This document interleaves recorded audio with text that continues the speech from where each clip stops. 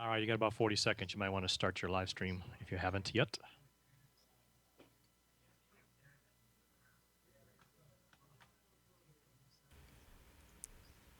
$30.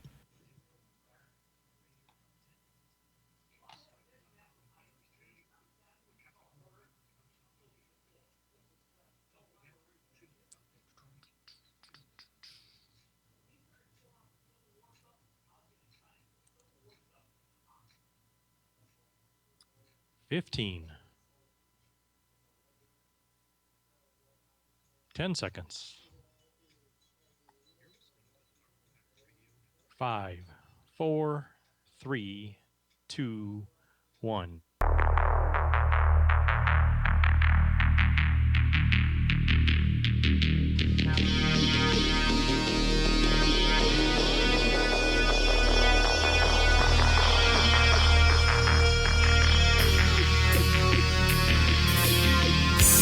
Welcome to Paranormal Central, broadcasting live from Central California with your hosts Jeffrey Gonzalez and Alan Thomas. Broadcasting video worldwide at ParanormalCentral.net and broadcasting audio on the Dark Matter Network at ArtBell.com. Are you ready to witness something you cannot explain? I'm looking for you. You're looking for me. We have to decide what it will be. Can it be true? Can I believe the unexplained? Look into the sky. You realize you're not alone. Open your eyes. You can find the trails that control. Hello, everyone. Welcome back to another episode of Paranormal Central, broadcasting live from the bottom left-hand corner of the Nevada Triangle. Good evening. My name is Jeffrey Gonzalez. I am your host for the show, also the founder of a group called the Sanger Paranormal Society. Have been in existence for over 13 years. Have been investigating the paranormal, so we're just not up here talking about it. We actually go out and live it, and sometimes get the crap scared out of us.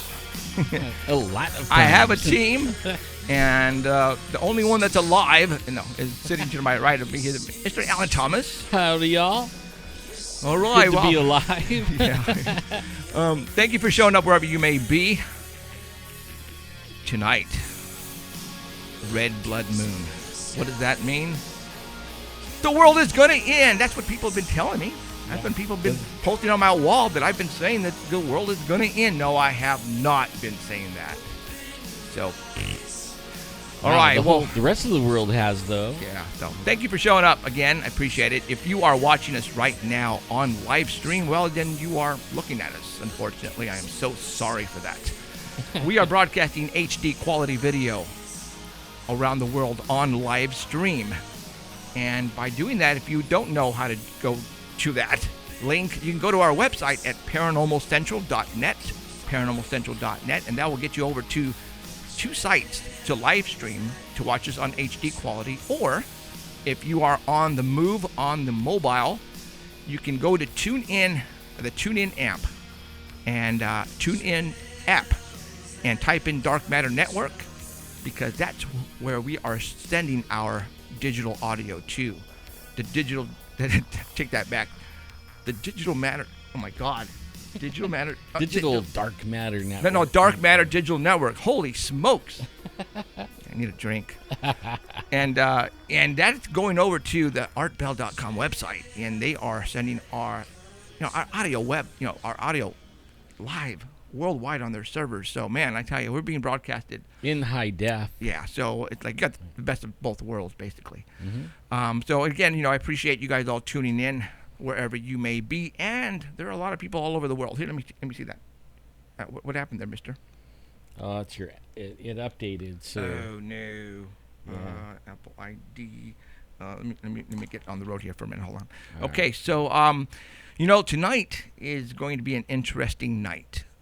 Tonight of all nights that we're on, it is a very special night, depending on who you are and what you do and where you're at. It's the I don't want to say it's the last blood moon, but it is going to be the last blood moon until another 15 or 18 years, I believe. In 2033 is the next one. Yeah, it's the last tetrad one for a long time. So, again, wherever you may be, it's going to be pretty exciting. Here in Fresno, California, we can't see jack. Sadly. Why? Because they pretty much chemtrailed the skies over us. They started yesterday.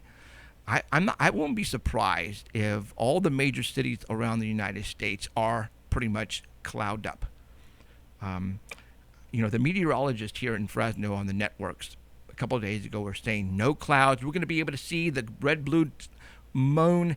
So spectacular, not a problem.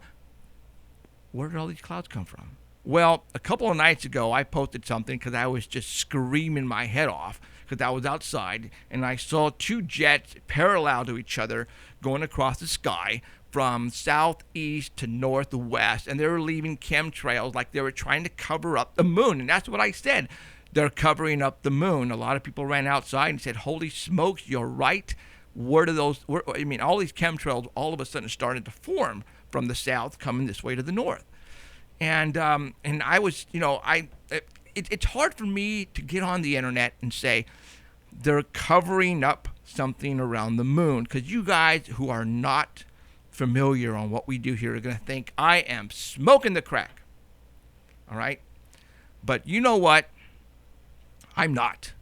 Because if you go outside right now, the Fresno skies are gray.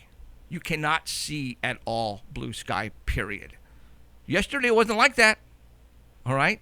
Now, if you go and pull up a weather map right now, go Google it, pull up the weather map like I did a little bit ago, you will see that the whole United States is pretty much grayed out right now.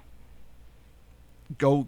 If you don't believe me, go and do it yourself. Serious? Yes. The whole United States? Just about. When I went and I was looking at New York, because I was watching the Pope stuff today. I know they have a storm. It was blocked. It was we'll talk about that. But yeah. The skies over where the Pope was, it was all grayed out, so you couldn't see the blue sky. And a lot of people were messaging me that, hey, out here in Michigan, in Chicago, in Colorado, in Arizona, we can't see the sky. Just can't. It's not. There's no cloud, no rain in the forecast. It's just haze, and we noticed they were chemtrailing all day yesterday and this morning. Okay, why don't they want us to see the blood moon tonight? Is the question. All right, I don't know. So we're going to talk about that tonight. We're going to talk about other stuff as well. We are going to get deep tonight. Okay, this is probably okay. Woo. We're going to talk. We're going to talk about the end times tonight. All right, you guys. We are going to. It's not happening tonight. As far as the end days, you know what I'm saying? But I think Alan and I have figured out, Alan more than me, that what's going to be happening probably within the next 2 months, 3 months, 5 months. It's pretty much according to the Bible. We are there. We are there. And I think, and I hope I don't offend you Catholics out there, because I am a true Catholic. I am a God-fearing man. I believe in Jesus, but I believe in monsters, and I believe in UFOs, and I believe in evil and ghosts. I believe in all that because it's happening. You can't tell me it's not, because it is. And we have proof of it. Absolutely. We go out and find it. They're there. They're there. So don't tell me Can't they don't explain exist. it, And but for you there. trolls out there who don't believe, there's a knob on your radio or on your computer that says shut down or off. Go do it. Because I can care less if I lose you as a friend or a fan on this. Because I can care less. I want the people who are watching and listening to us right now who believe in what we talk about and who believe that we are in the end times, because the things that are happening now as we speak 5 days ago with the Pope's visit, I mean, we're gonna include all that into what we're gonna talk about tonight. And it's probably gonna just freaking blow you away. And you guys, again, are probably gonna think I'm smoking the crack, which is fine. But you have to think out of the box. You have to. I mean, it's the only way you're going to be able to comprehend what we're talking about here. Is you're going to have to just totally erase everything that you know that you were taught growing up and throw it away. Because we're actually going to make some predictions tonight about what's going to happen here pretty soon. And I have a feeling it's going to happen. And again, this is going to involve the Pope. And a lot of you guys are probably not going to like it, because being a Catholic, I have a lot of Catholic friends, all right? But something is not right, and it's scary. But everybody should already be feeling that, like we do. Yeah. I mean, in my family and my friends on Facebook, I mean, everybody should know something's up. You know what I mean? It just, everything, it is even like when we were kids. I mean, I know a lot of people weren't kids when I was a kid, like like I'm old, but it isn't like when we were kids. Things aren't like when we were kids. People aren't, marching up and down the street with a flag, waving it, and all that kind of stuff is gone, Right. That nobody's all, what do you call it? It just isn't like that anymore. It's kind of weird how the world is now. Yes. Yeah. Supernatural stuff, man. Yeah. That's what we're going to be talking about tonight. It's supernatural stuff. So I hope you take what we are going to talk about tonight seriously, because we are not going to feed you guys bullcrap. And we're not going to set dates. No. We're just saying that we're in a time where things are going to start happening, and it's been predicted for a long, long, long time. And we get to be lucky enough to live in that time. Right. So, again, it's for some of you, for a lot of you are going to think this is scary times. But if you believe in a higher power, like in God, and if you've been a good person all your life, well, then it's just some damn exciting times. All right? And if you're not afraid to die, like Galen isn't afraid to die because he's already died a couple of times and you know how it is on the other side, for people who have no clue are probably still having the jitters. But again, it's just going to have to go with it and just be forceful and be true to yourself, and let's see where it goes. Because I can tell you right now, the things that have just happened in the past 4 days, it has blown me away. It's blown me away big time. And we're going to talk about that tonight. All right. We're not going to have any guests tonight except for two. We're going to call William Stillings. We're just going to talk to him for a little bit. He's been following us a lot on the wall lately, and saying that we're pretty much right on the money on what things are, on how things are going and what's happening. So we're going to talk to him for a little bit, and we're going to talk. I'm going to call somebody here in Fresno who got this photograph and some video. I got photographs though of something in the eastern sky that is going to blow you away. Now, you guys, we've talked about possibly something coming in from outer space and possibly hitting the Atlantic Ocean. There's two things that we've been talking about lately, and that's just an asteroid in general and Planet X Nibiru as well. All right, so we're going to talk about that. And I'm going to tell you right now, we're not clear. In other words, don't hit the all clear button yet, because I'm going to show you some stuff tonight. All right. Okay, so I don't know what this is. So yeah, so we're gonna get into it here, but first we're gonna get a hold of somebody that we usually call at the beginning of every show, and his name is Danny Valderrama. Danny. He is Mr. Monster Investigator, Bigfoot guy. He's a big geek when it comes to Bigfoot. So I'm gonna call him right now, and let's get him on the phone. There's been a lot of Bigfoot stuff lately. Yeah. Yeah, he should be in his heyday right now. There's been a lot of new encounters and everything. Mr. Danny Valderrama, are you there? Good evening. Hello, Wants to drink your Danny. blood moon. What blood moon? I don't see nothing. Can you see anything from your house? Nope. I can see Jack. That's it. Can you see Jack? He sees the Jack in the Box, Yeah, you know. or Jack and the Beanstalk, one or the other. All right. Well, your team won. Yep. Your team lost. Yep. See ya. All right. Yeah. You know used what? to it. What? What'd you say? Get used to it. Oh. Yeah, he'd slap you across the face right there. All right. You know, Derek Carr is awesome, dude. He is In there. way better than his brother, I think. What do you think? Yep. He's pretty smart. Yes, he is. Yes, he is. Now, He learned When to from the hold him. best. David Carr, you know, when he was drafted number 1, what was his? How much money did they give him? How much? $60 million was it?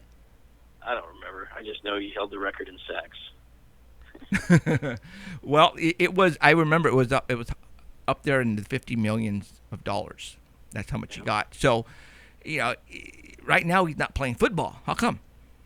Because he's got $50 million. That's need to. exactly right. That's And exactly, he holds the record in sacks. well, that's exactly right. That's why he's not playing anymore. Well, you know, he doesn't have to, man. right, yeah. That's Cashed it. in. Yeah, he cashed in, and that's it. Now he's watching his brother play, and hey, more power to him. Now he's coaching, you It's know, like JV hitting the basketball, lottery. basically. I'd cash out too.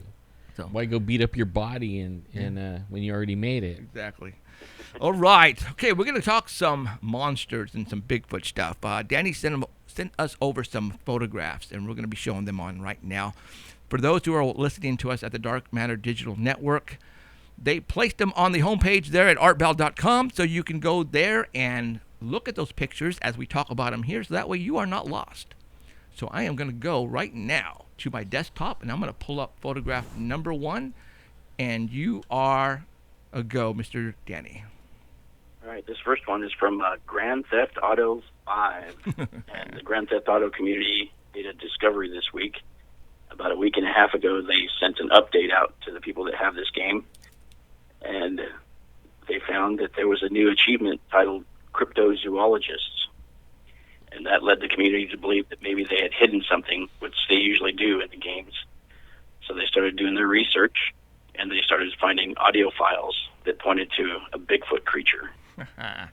So, and you control a figure in this game, so you're running around through the game, like driving cars and running around and all that stuff. And they found that there's a new plant that was hidden in there that's not anywhere else in the game, out in the middle of a forest. And when you eat this plant, the player that you control turns into a Bigfoot. So, Hey, and that sounds there's a like video. fun. Yeah. There's a video that I'll probably put on the Paranormal Central page that shows when you turn into a Bigfoot, you're attacking the game wardens and the police officers that come and try to get you. You're just fighting everybody. You steal a car, and you're driving around through the forest in one of the police cars. But they're saying that it only happens when you have the settings correctly, and it's kind of tricky that you have to either have it on foggy or snow or something like that, and it only works on certain days and times. So usually it's on a Tuesday that it'll work. So they're still trying to figure out how exactly it works, but if you're playing the game on Tuesday around 8 a.m. and you have the game set to foggy or snow, you might have a chance. They list the coordinates of where exactly that plant is on the game, so you can go right to it and eat it. It says, but if you don't have it correctly all set up, there's a cougar that will come out and eat you. That's funny. Pretty weird. But my son also told me about another game, Deer Hunter 2016 Nature's Fury that allows you to hunt for Bigfoot. And if you get more points and you go through this game and you're an expert shot and all that stuff, it gives you a waiting period. And after that waiting period is up, you can start hunting for Bigfoot in the game. So he still has 10 days on his before he can start hunting for Bigfoot. Oh, wow. He's in the waiting period? Yeah. Wow. It's like you got to have a license in it. Wow, that's cool. So he's waiting 10 more days. I never cool. was good at games like Nah, that. I don't you even. know. I don't even play that stuff. My Sorry. kids, they would run through it and get all the stuff, and I would be stuck on square one all the time. I'm out of lives before I even start. Yeah. You don't play with your son? No, No. I don't play games. Yeah, I was always the spectator. I mean, I could sit there and watch them for an hour, because it amazed me that they could do that.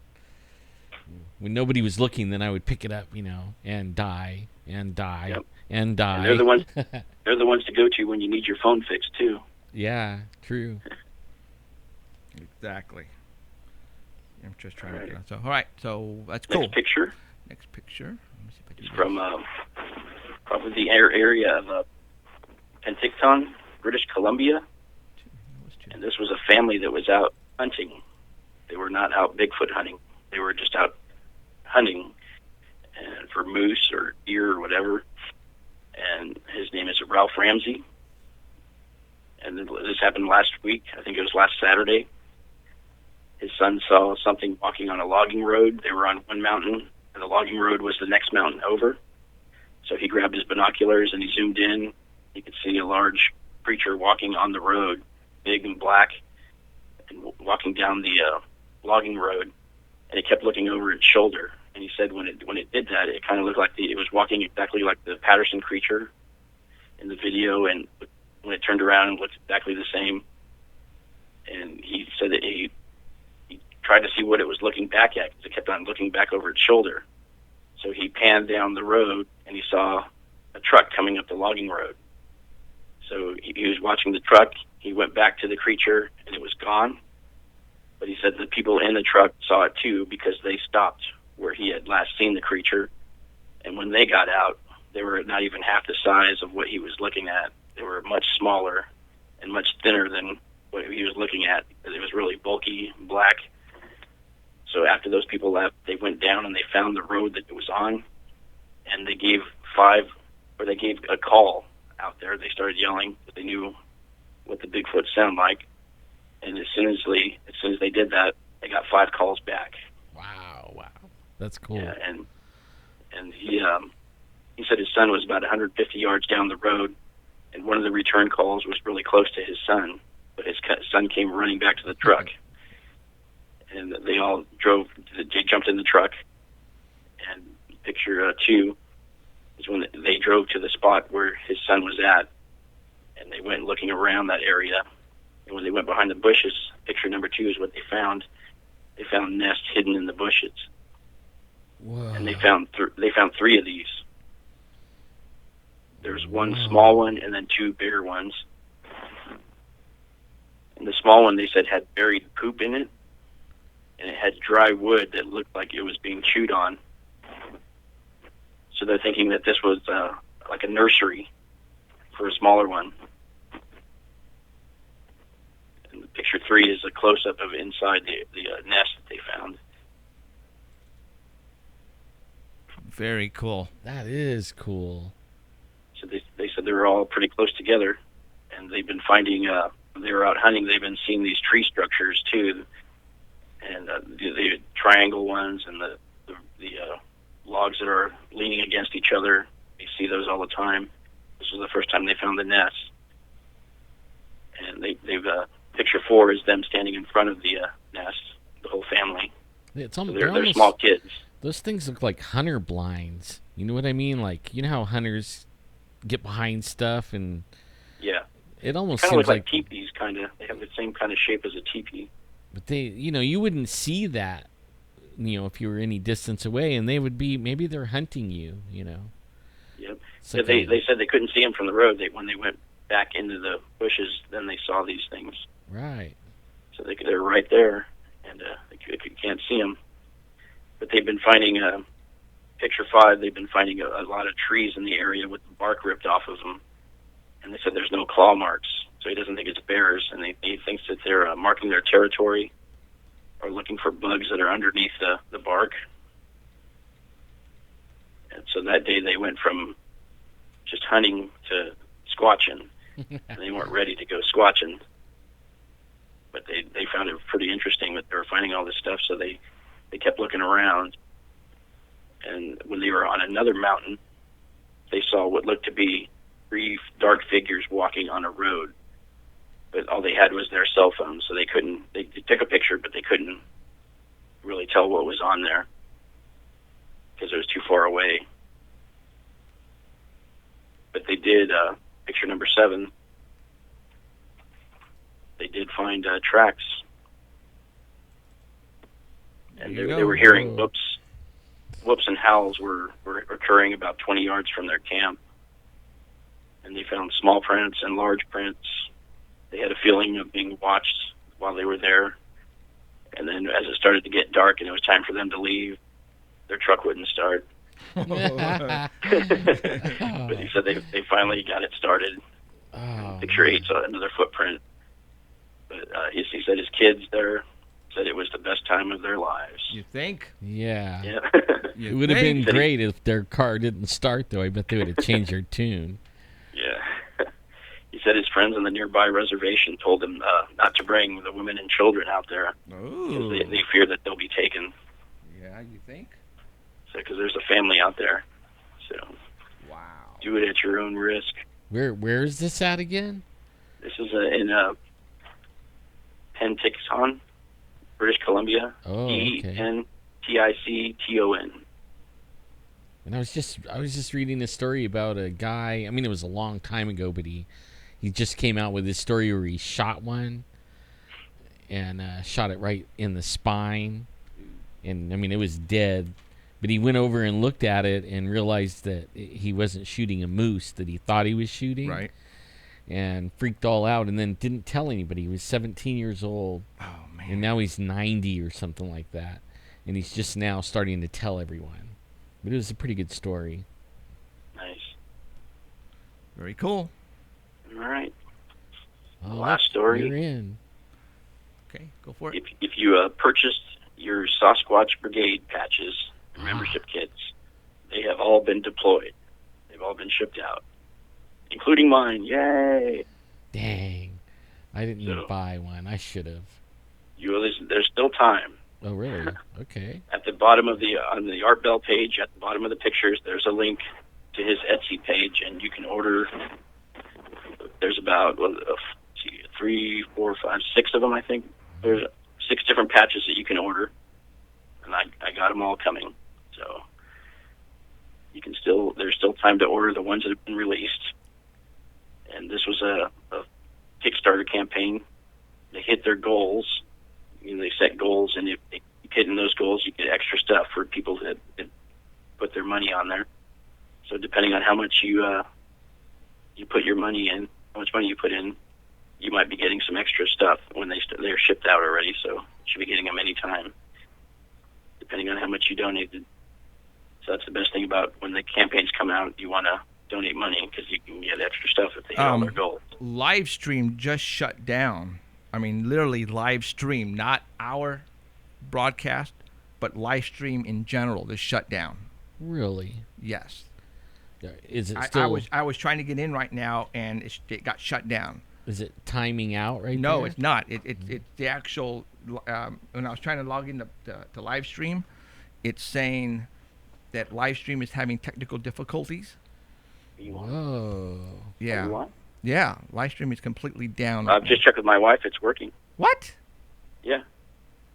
She's watching it in the living room, and it's still working. Service unavailable. Because Cheryl just told me too. She just sent me, said live stream shut down. It's frozen. Now it's. Huh?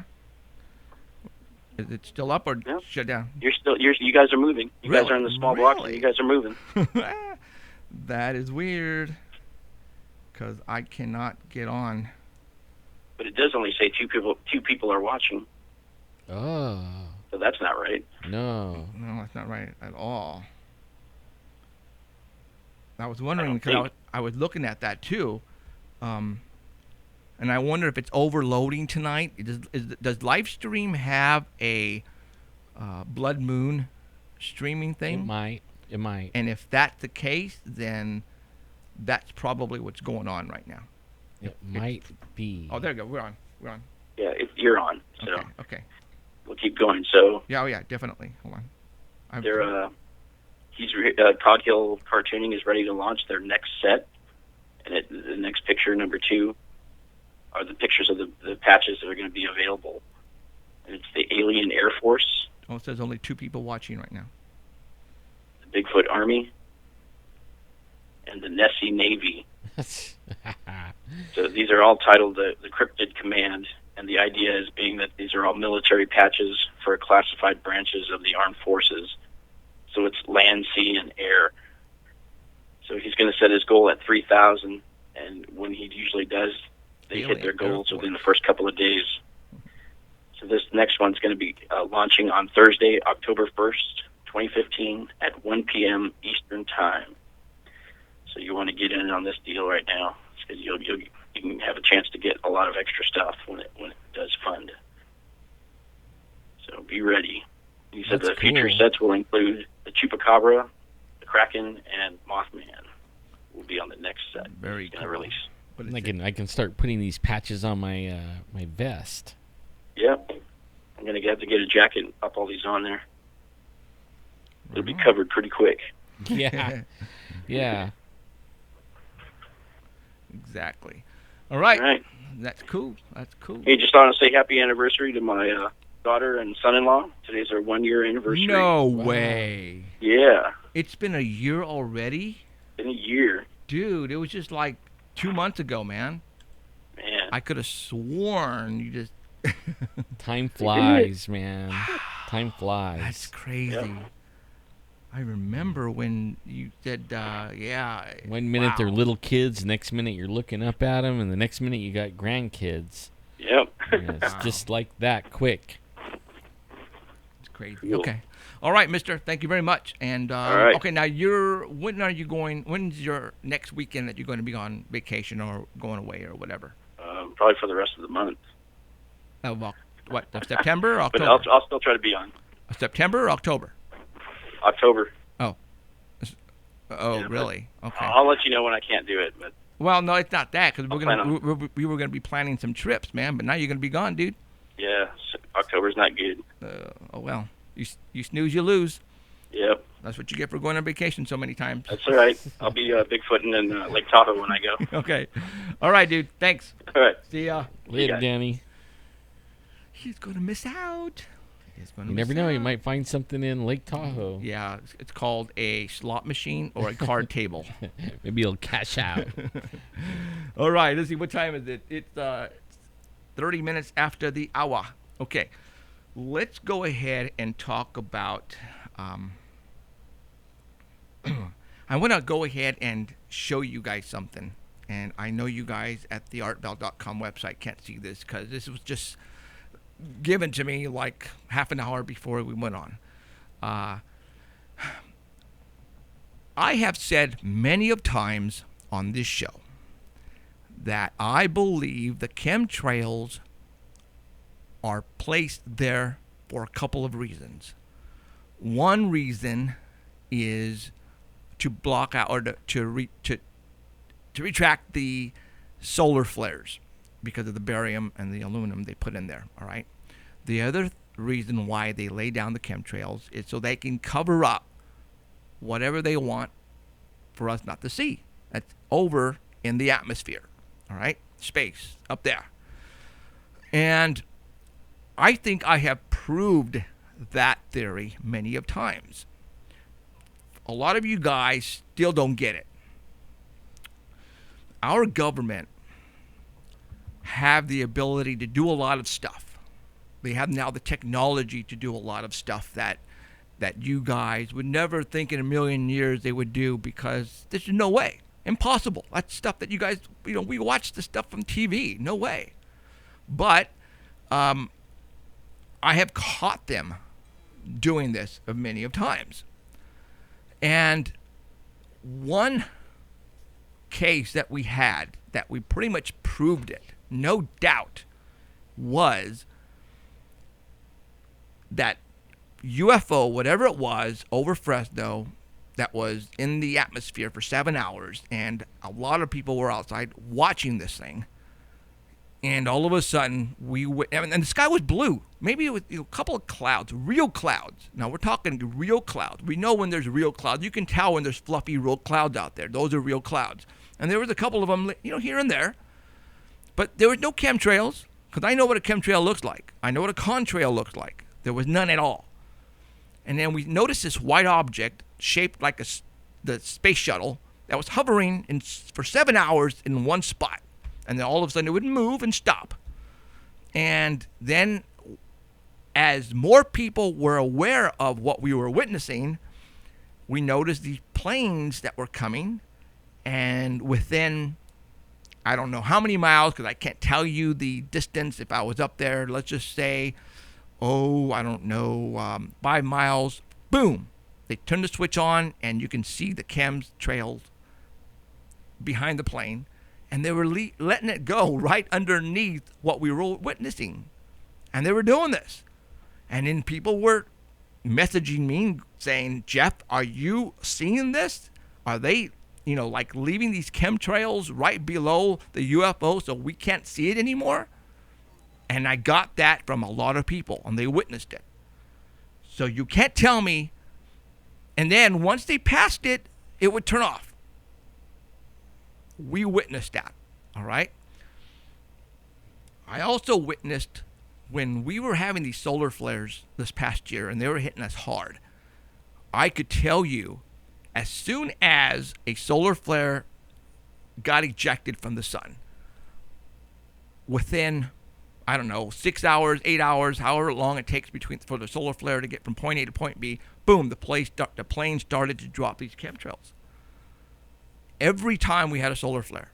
And then once the solar flare was, we were back to normal, then the chemtrails would go away. Right now in Fresno, there is no blue sky at all. Okay, it's totally gray. Been like that all day. Right, and they started dropping this stuff a couple of days ago. Mm-hmm. But this morning it was clear until sun up. Boom, they started just laying it hard. Now, there's this guy here in Fresno who's been a fan of our show for the longest time. And he says, he's been telling me, Jeff, I've been seeing this thing in the eastern sky. I don't know what it is. And you guys have to understand, I get these calls about objects in the skies from all over the place. So it's kind of hard to distinguish when they say it's up in the sky. Well, I don't know, is it north, south, southwest? Is it east, northeast? Is it, I don't know. And then he finally told me it was like in the eastern sky. But he witnessed this thing. I have tried to get up at 4:30 in the morning, and I go out and I look. Now, I have a 2-story house, and there are other 2-story houses around me with large trees, so it's hard for me to look on the other side. So if the horizon, I can't see the horizon either way. So this morning at 4:30, he took a photograph of what he's been witnessing in the eastern sky, and he put it on my wall, and he sent it to me. And I looked at it finally, and I zoomed in, and I went, holy crap. Are you kidding me? Are you kidding me? So what I'm going to do right now is I am going to place the original photograph that he took. And you're going to be able to see the trees. You're going to be... okay, here it is. All right, there it is. You see the white dot? That's what he's talking about. And I saw this white dot, and I'm going, okay, it's a white dot. Well, let's zoom in on this white dot, you guys. Okay? I'm going to zoom in. I'm zooming in. All right, now it's beginning to sort of kind of take shape. See, it's also about weather control. Okay. I mean, HARP and weather control. Absolutely. We're not saying it's just only. Oh, right. I forgot about HARP. Yeah, you're right. You're right. Okay. Now you're going, okay, so now this has some structure to it. Well, I'm going to go ahead and get another picture. I zoomed in on it again. And here we go. Now, I hope you can see this. Matter of fact, I'm going to stop right there. All right. I'm going to call him up really quick. I told him I was going to call him at 6:45, but I'm going to call him up right now. I would bet that somewhere on live stream they're watching the blood moons, because everybody's buffering and having trouble. Yeah, that's exactly probably what's happening. Yeah. Hello? Oh. I mean, I think we're buffering. I'm buffering also.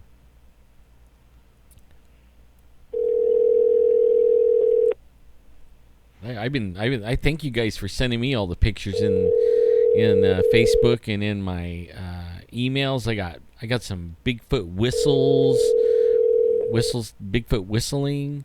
I got some pictures of orbs, all kinds of stuff, Oh, that's not his number. I'll be working on getting it all together so that I can share it with you guys. But lately, man, lots of stuff's been happening. It's been pretty fun. He sent me another number, and then he's going, I don't know what that number is. I don't know who that other number is or why I typed it. Really, dude? Hello. Hey, this is Jeff. Yeah.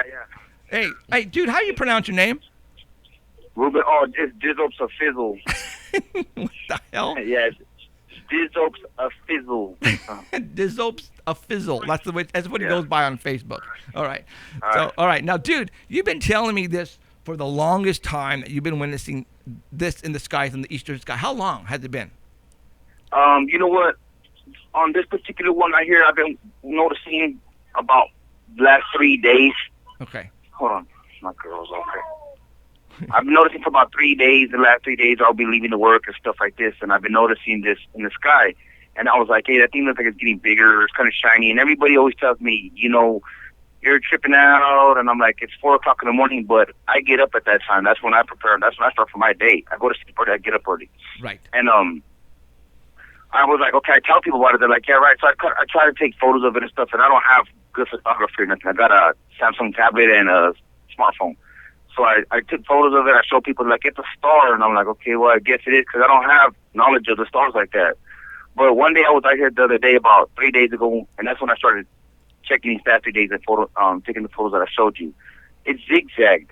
And I go, okay, why did it kind of zigzag from the northeast? It zigzagged in, then it went north westish. It went south. Okay, it went south west to a point, and then it went back north west to a point, and then it went south west to a point, and it stayed. And then it posted up there for a while, and I was like, oh, what the hell? That thing just did a zigzag. So I went inside, I got my tablet, I came back out, and I started trying to take photos of it. And it just stayed there. From 4 in the morning till 7 o'clock when I left to school, it just stayed there. It didn't move. But the stars, the moon, everything else rotated around. So it's kind of like, it wasn't moving with the flow of everything else. So I went to school, and I told a couple dudes about it. They're like, nah, I didn't even notice it. I'm like, well, whatever. And I was like, tomorrow, look for it. And the next day I looked for it again. I got prepared for school. I'm packing my lunch and stuff, and I'm checking it out because I go to City College down on Jensen in Annandale. So I'm looking to the east again, and I noticed it. And my girlfriend don't want to get up for, she don't want to get up for nothing. So I'm like, all right, I'll take a photo of it again. I take a couple photos. They're not the greatest photos. Show a couple people, no big deal. And then this morning I seen it again, and then this morning I started noticing all the chemtrails. I was like, what the hell? Like, it was clear. I noticed it in the daytime, even in the morning time. I was like, that thing's still there, dude. It didn't go with the moon. It didn't go with the sun. It didn't rotate with it. So I made a small video. I can't upload it to you for some reason. I tried to upload it. It says too long of a media because I have a little tablet. I guess it's. Okay. I want you to see the video. Okay. But yeah, that's what's up. I don't know what's up. Okay, now what I'm looking at, guys, and I don't know if you guys can look, because it's, once I sent it out here, and once you guys are looking through a live stream, it's probably not going to come in as clear. But I noticed a lot of little objects around this large object. All right, now I don't know. Now you're saying this thing zigzagged and moved to different locations. Well, I thought this was an asteroid, a meteor of some type. 'Cause, right now everybody's talking about there is something coming in this way and it's going to hit. And so right away I thought, okay, this is an asteroid. But if you're saying that it zigzagged to different locations and then stopped, that's not an asteroid. An asteroid doesn't do that. So this thing is. Well, I only seen the zigzag. One day. The rest of the day, it's already in a position where I've seen it previously, pretty much idle. Okay. Now I'm looking like I have it on the screen right now, and I'm sending it out right now to everybody on live stream. Can you see it, Alan, on there yet, or are you? I'm trying to, but I think I'm a few minutes ahead of you. Or I don't know how it's okay. working, Can you see can you see the little dots around it? No, I only seen the photos that me and you've been sending back and forth together. Well, but I did see that. And I seen the way it's not shaped round. Right, it's it isn't. shaped odd. Yeah. Now I'm noticing that it's. At first, I thought it was little dots, but can you guys all see what's around this object? I don't know what that is. Is that the silhouette of a craft? What is that? I have no idea. Okay, I can't but see what you're I seeing, but the photo that I seen, yes. Yeah, but It looks like some things are surrounding it, right? Is that You've seen a bunch of little things surrounding it? And that's why I thought first, okay, maybe it's an asteroid with the debris field coming in with it. But could be that. But like I said, man, asteroids don't do zigzags and then move around and come back. Well, that's the funny thing is that what I've been noticing the last couple of days now is that it's coming in from my house is in the Mesa district. I live on First McKinley area, so I face the eastern sky looking towards Clovis, Cedar, that way, Chestnut. And it comes in from the Clovis area. It comes in, it swoops in towards over where it would be considered a Jensen, an area, I guess you would say. It stays there all day long until 7, 8 o'clock in the morning. And then instead of coming around and keep going, like I said, the trajectory of the sun and everything else in the same rotation, it looks like it leaves in a southeast, coming in from the northeast position to south, and then it leaves in the southeast direction back out that way, and it looks like it gets smaller as it's leaving. It doesn't come around and continue going around like it's going to go with the sunset and everything else. It goes back that direction, but not the same direction it came. Right. You know what I mean? It's like it comes from the northeast, comes to a point somewhere in the central area or wherever it comes to, and it does whatever it does. It stays there, and then it doesn't go higher or lower. It just stays there, and then it leaves out in the southeast direction like it does, like makes a 45-degree turn, but because of the direction, it shoots out that way. It's not coming from a direct north and east direction. What the hell is that, dude? I have no idea, and that's why I was kind of like, you know what, I'm gonna show this to Jeffy because I go, this isn't a regular star. It's not a plane, and people tell me I'm tripping, I'm whatever, and I go, okay, maybe I am, and I don't have Photoshop. I don't know how to do all of that crap. You know what I mean? So this is what it is for my tablet. I got the original footage. I want people to look at it and tell me what it is, because if it is an asteroid, then it's really close. And if it did go around, and I just didn't have time to watch it all day long, and it just kept going around with the trajectory, then that means that it's going to come around again tomorrow morning, the next day, and it's really close. Because those photos, if you look at it, I'm standing on my back porch, and you can see my telephone poles. That thing is really close. You know what I mean? Yeah, it's closer than any other object. It's closer than planes. It's further than planes, but it's big. If it's close, if it's far away, then it's huge. If it's far away, then it's huge because it's visible to the naked eye. You know what I mean? Right. And you get up at 4:30, you said, right? And then you can see it at that time. Yeah, I usually get up about 4 o'clock in the morning. 4:15. I get up at 4:15, 4:18, 4:20, 4:25, 4:30. I'm up. I'm getting up, and I start getting my shower ready and stuff. And I come outside and check on my dog, and check my cars that I'm getting broken into and stuff. And my driveway, my backyard is facing the east direction, so I always look up. And I was like, dang, that thing's bright. You know what I mean? It's brighter than North Star. It's brighter than all the stars. It's like the only star out. So I sat there and I go about my business, and I keep coming out kind of like, that thing's still there. You know what I mean? But the one day that I seen it zigzag, I sat on my back porch, and I was there rubbing my dog, and I was just scratching her neck, and I was looking at the sky, and I was like, wow, I watched it. And it came in, and then it stopped. And I was like, why did it stop? Like, it should have kept going. I was expecting it to keep traveling. And then it stopped, and it just stayed there. So when I showered, got dressed, warmed up my motorcycle, it was still there. I was like, dang, that thing's still there. That was the first day. Wow. Now, you took a couple of pictures this morning. Actually, this is from this morning, or Yeah, those are from this morning. Okay. The other ones I had on my tablet, I showed a couple people. They, and they're like, whatever. And I'm like, well, whatever, no big deal. But then today I go, I'm going to tell Jeffrey what's up because they're talking about the blood moon and stuff like that. Right, and right. the chemtrail thing intrigued me because this morning I started seeing the planes. I was looking at it. I told my girlfriend about it again. I go, hey, I think it was kind of crazy. I go, it was bright today.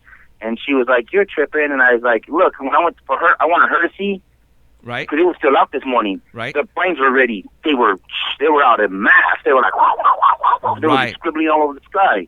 And I was like, what the hell? They just blocked that thing out. Dude, they chemtrailed it out. That's exactly. When I'm showing the second picture right now with the haze starting to to form, and then you took another one, and It was a Blu-ray that you can't even see it no more. you can't see it, and then here it is right now, and it's completely blocked out. It shows the sun now setting, in the east, but man, and I was telling everybody they are laying these things strong because they're blocking something, Yeah. and I didn't know Yeah, what they because- were trying to block. Jeffy, the other day I submitted another picture to you. I don't know if you get them or I don't know, if they're in your inbox and it just didn't apply at the time or what. But the other day I came out, and this is what caught my attention. Now, a girl's the one who actually called it. She was looking at all the planes out, and it was early in the morning. It was like 7 in the morning. I go, yeah. And she goes, how come they don't make those lines like you're always talking about? And she walked inside, and she just was like, like no big deal. Right. And I kind of was like, no shit. So I took a picture, and I think I have it in my tablet or in my cell phone. I could submit it to you later on today. Okay. There's like 3 or 4 planes flying in the feather sky, same area same footage area from where I stand on my back porch. Right. The telephone poles and everything that's visible is still visible. 3 planes in the sky, no chemtrails. Right. Right.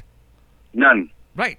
And people say, well, the reason why they're leaving chemtrails or contrails is because it's so cold up there. Well, the temperature from yesterday to today didn't change, and if and if that was the case, then if the temperature would change from, let's say, 95 degrees to 75 degrees, then it'd be a lot colder up there. Then I can say, okay, maybe they are contrails. But Maybe. that's not the case because it's still hot outside, 95, 94 degrees, and one day... Okay, let's screw all the trails, Jeffrey. Let's cut the crap. Let's screw all the trails, dude, and let's say it's not chemtrails. It's whatever. But okay, let's skip all that. What is that thing then? If it's not a known star that's in the satellite system that we have of our stellar system or whatever, Right. and it's not a satellite that maybe it's an American satellite, a Russian satellite that's just there, and America hasn't even told us about it, and we as normal civilians ain't entitled to know that. But it intrigued me. So what is it? Well, What is it? Let's get the trail. We know that they're hiding it. Whatever. What is that? Well, I can tell you right now, satellites are not this big.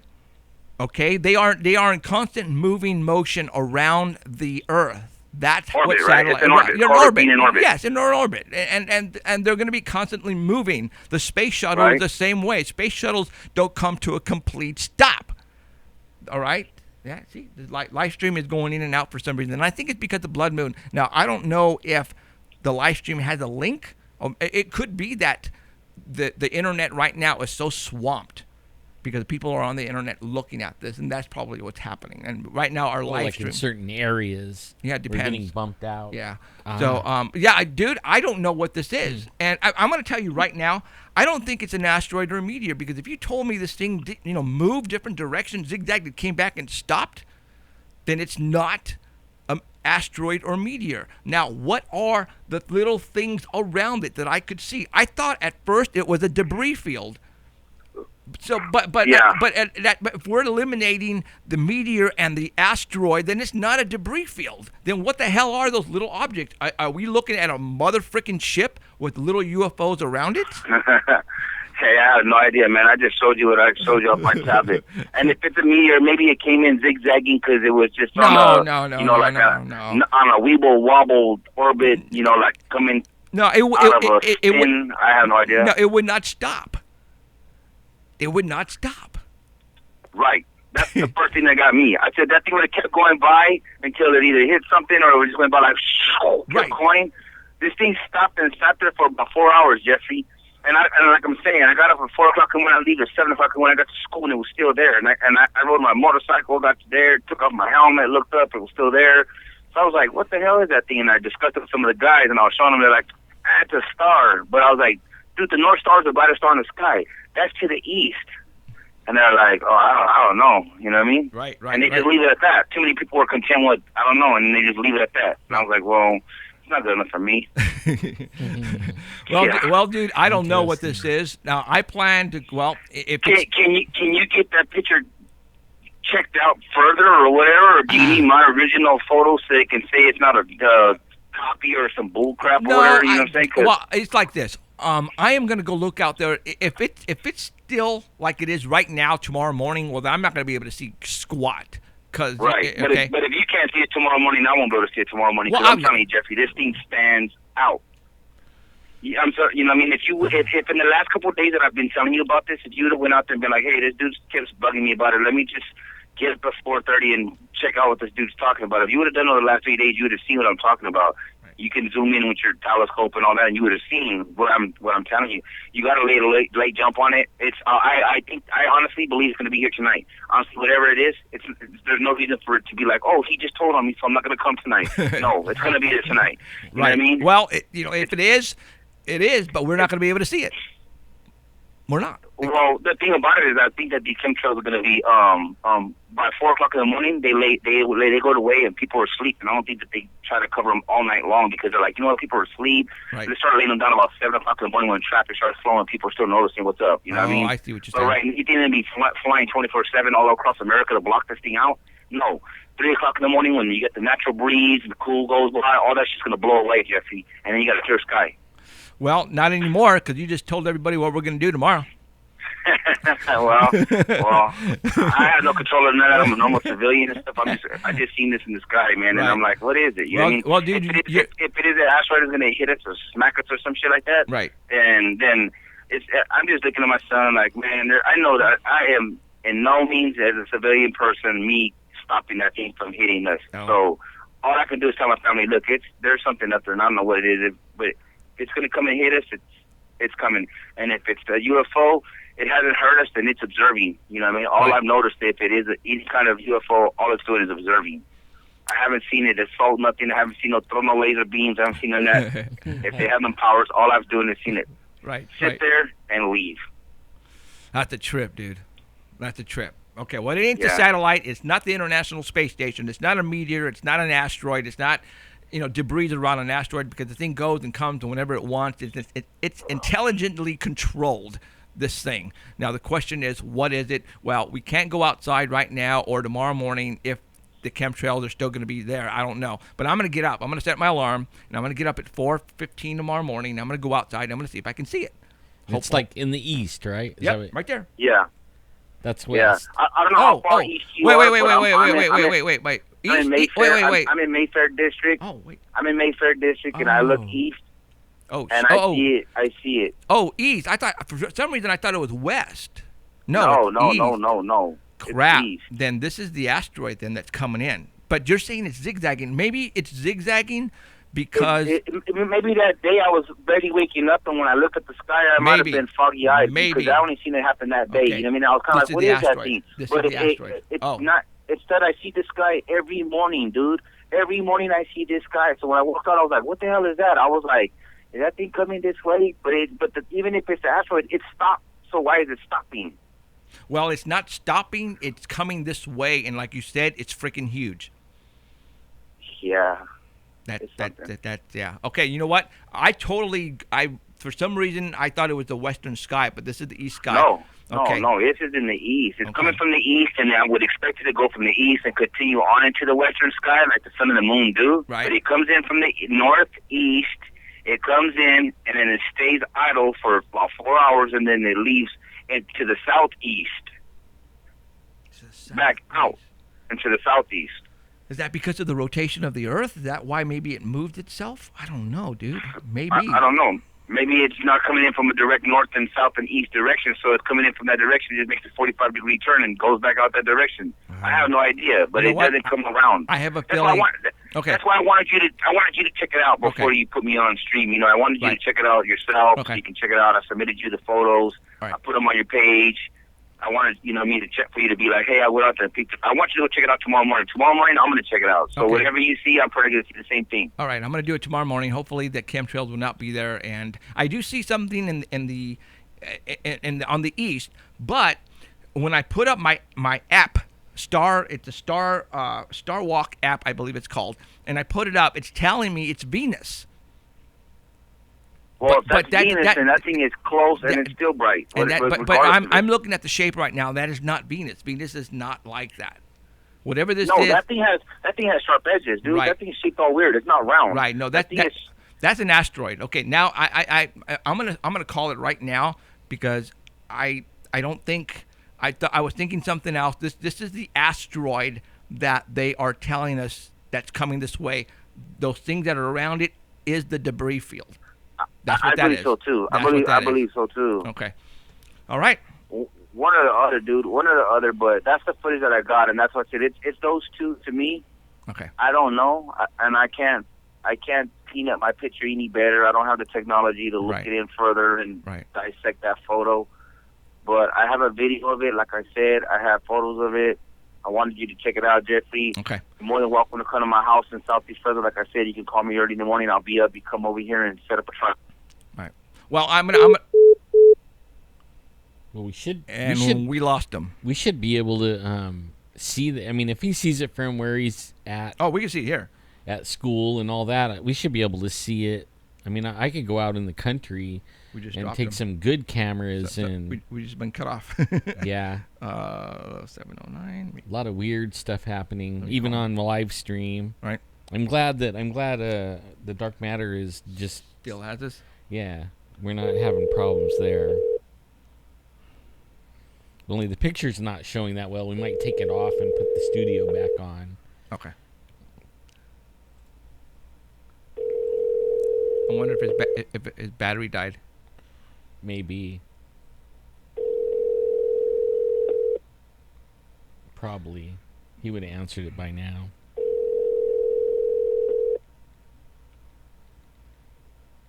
No, Okay. I think he took it off of his cell phone or tablet. Yeah. That's what the picture's from. Please leave your message for 5. Okay. We have better cameras. Oh, we'll see if maybe he can like. Yeah. We'll go out every morning and you can get have better pictures Yeah, of it I or have. something. Okay, so I'm gonna go outside tomorrow morning and I'm gonna get my binoculars or my telescope and I'm gonna see if I can see this thing and see what he's looking at because what he's showing me right now, what I'm showing all you guys right now, it's not Venus. Venus is not like cut like that. That's an asteroid looking thing to me. It is. All right. So okay. If you can hear me. Zobes, a fizzle, a chisel, whatever your name is, dude.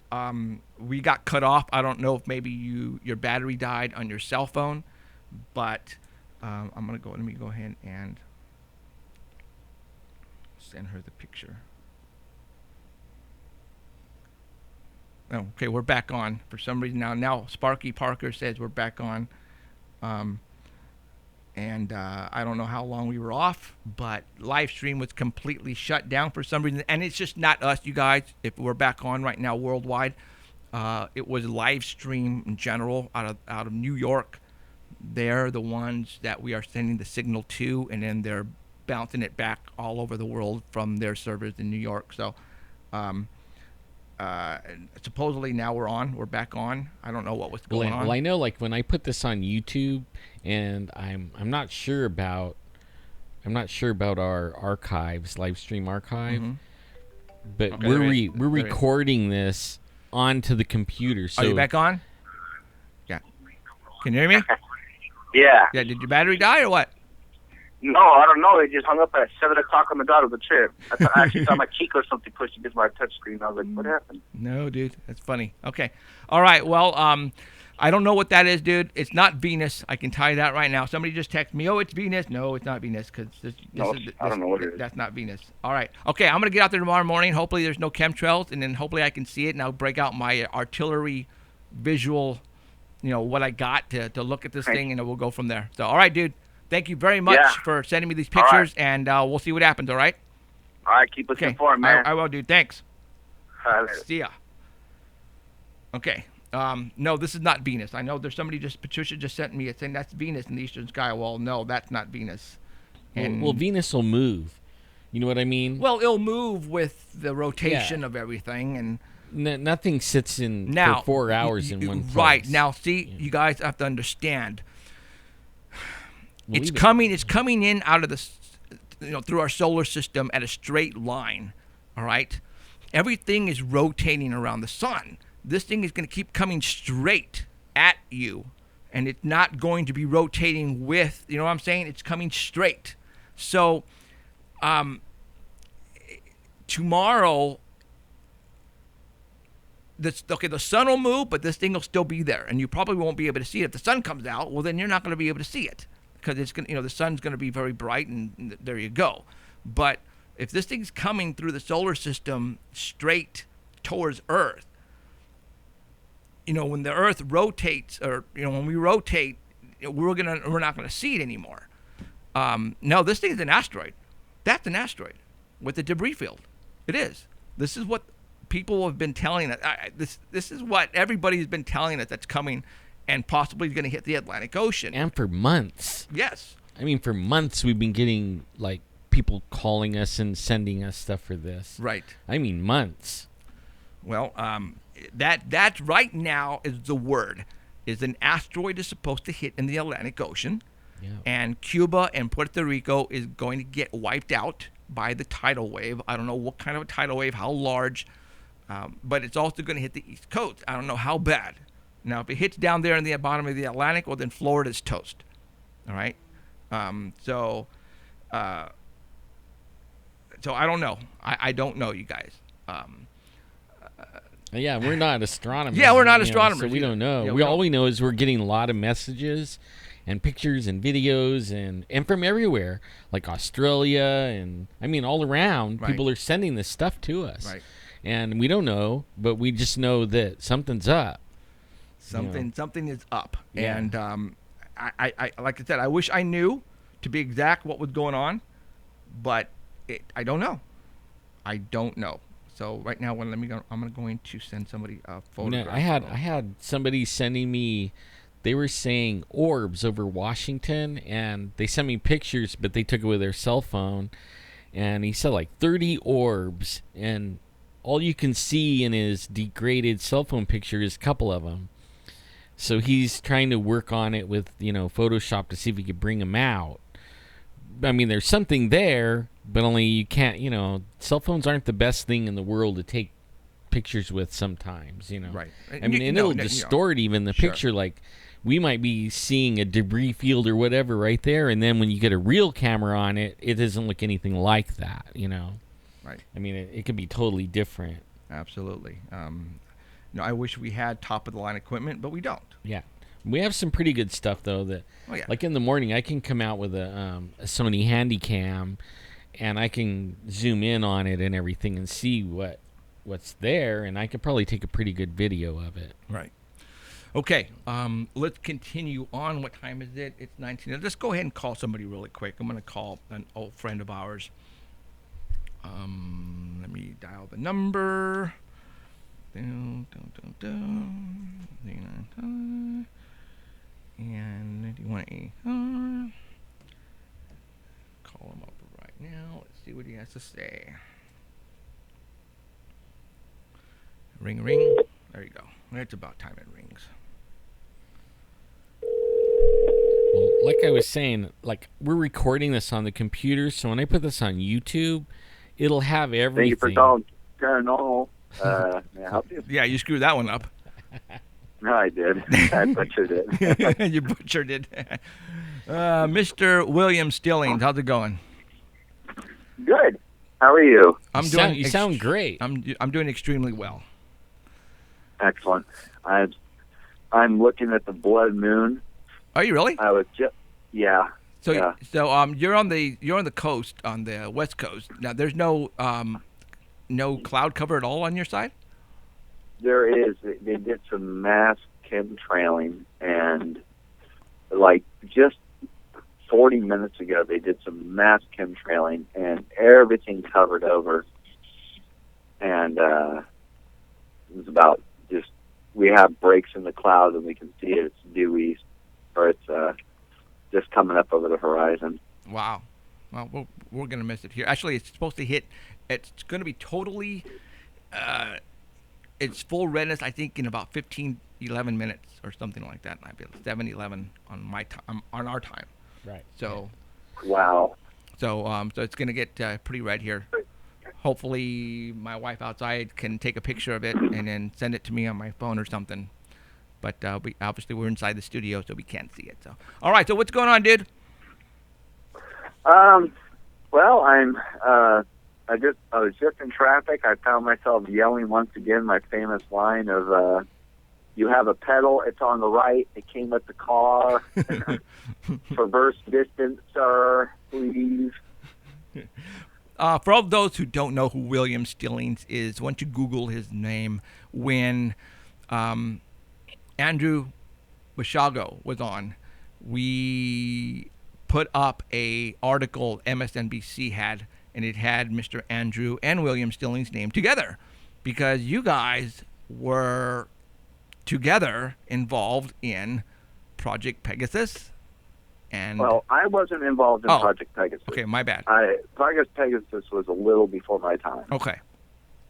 So what part were you involved in? Well, I was involved in other industry stuff for the United States Navy, for the Defense Department, and for some other things, but mostly it entailed exploration. But there's some politics, so we got to tread a little lightly. Mm-hmm. Okay. But basically, I go ahead and Andrew. Speaking of Andrew Bashago, he professes about the Mars program and having gone to Mars, and the colonization program as Mars is an inhabited planet. And I'll tell people, I'll say right now, strangely and oddly enough, when you get to Mars, even though Mars is farther away from the sun than Earth is, the sun actually looks larger on Mars than it does on Earth. And when the sun's at high noon, the sky looks quite a bit darker. And there's oddities there. There's predatory life. There's things which look very much synonymous with dinosaurs. Look very much like dinosaurs, and things there which will chase and eat you. The altitude, it's like being at 12,000 foot altitude with a 14,000 foot altitude oxygen level. Wow. So it's actually about 10 to 12, honestly, but lighters use a lot more fuel when you use them, and campfires type thing are really you bring a propane tank or whatever, but taking propane tanks in the teleporters was taking lighters was a no-no, especially on long trips. And they did a 16-minute trip or an 8-minute trip, 4-minute trip. I mean, if it was 16 minutes, you weren't taking any lighters. Period. When you say a trip, is that how long you're walking in the tunnel? No, you're not walking, but you're basically the device will traverse distance for you, and at times Mars is 16 minutes away, it's 8 minutes away, it's 4 minutes away, 10 minutes away, 14 minutes, whatever. And when you teleport, I'll tell you, if you had an unopened bottle of water and the seal wasn't broken, if you teleported, about 1/4 of the water would be gone. Wow. Literally. Does that happen in your body too? It would out of your body too, and you get very thirsty when you teleport. You would very much, it returns the water back to a time domain or back to a fourth dimension or back to creation. It gets used. It oscillates and it oscillates out. As it's an odd numbered element, hydrogen. Well, I put up a video. I can't remember. I think I found it on your Facebook one day, and I was intrigued by the sound. right? And I don't know where it is. It's like on top of a building or something like that. But you run up to it, and the sound is just like you could feel it. You know what I mean? Even in a video, and it, all of a sudden it just like engulfs whoever has the camera, and then everything goes to snow. And the person's gone. Yeah, the end effect of the video was edited in there for whatever reason. And typically it would be made to make the person feel foolish or whatever. But I'll say, and here's the thing, at the end of the video, there's a gray standing in front of the camera. He's much taller than a typical short gray. He's about 5'8", 5'9", and he's standing in front of the teleporter right before going in. The camera, even though, and let's specify just for giggles. You ready? Mm-hmm. Let's say the trip was done in the 80s, and it was time traveled forward to around 96, 97. And the camera was a digital camera, which they hadn't come out yet, really. Right. And it was actually a 2008 Sharper Image 5 megapixel 1 gig camera. They made it for 1 year. It looked rectangular, like a woman's perfume bottle. And they made it for 1 year. Wow. And I'll say, the end of the footage, and right when the teleporter, there's actually a slight distortion, which has been amplified by Photoshop and a few other things.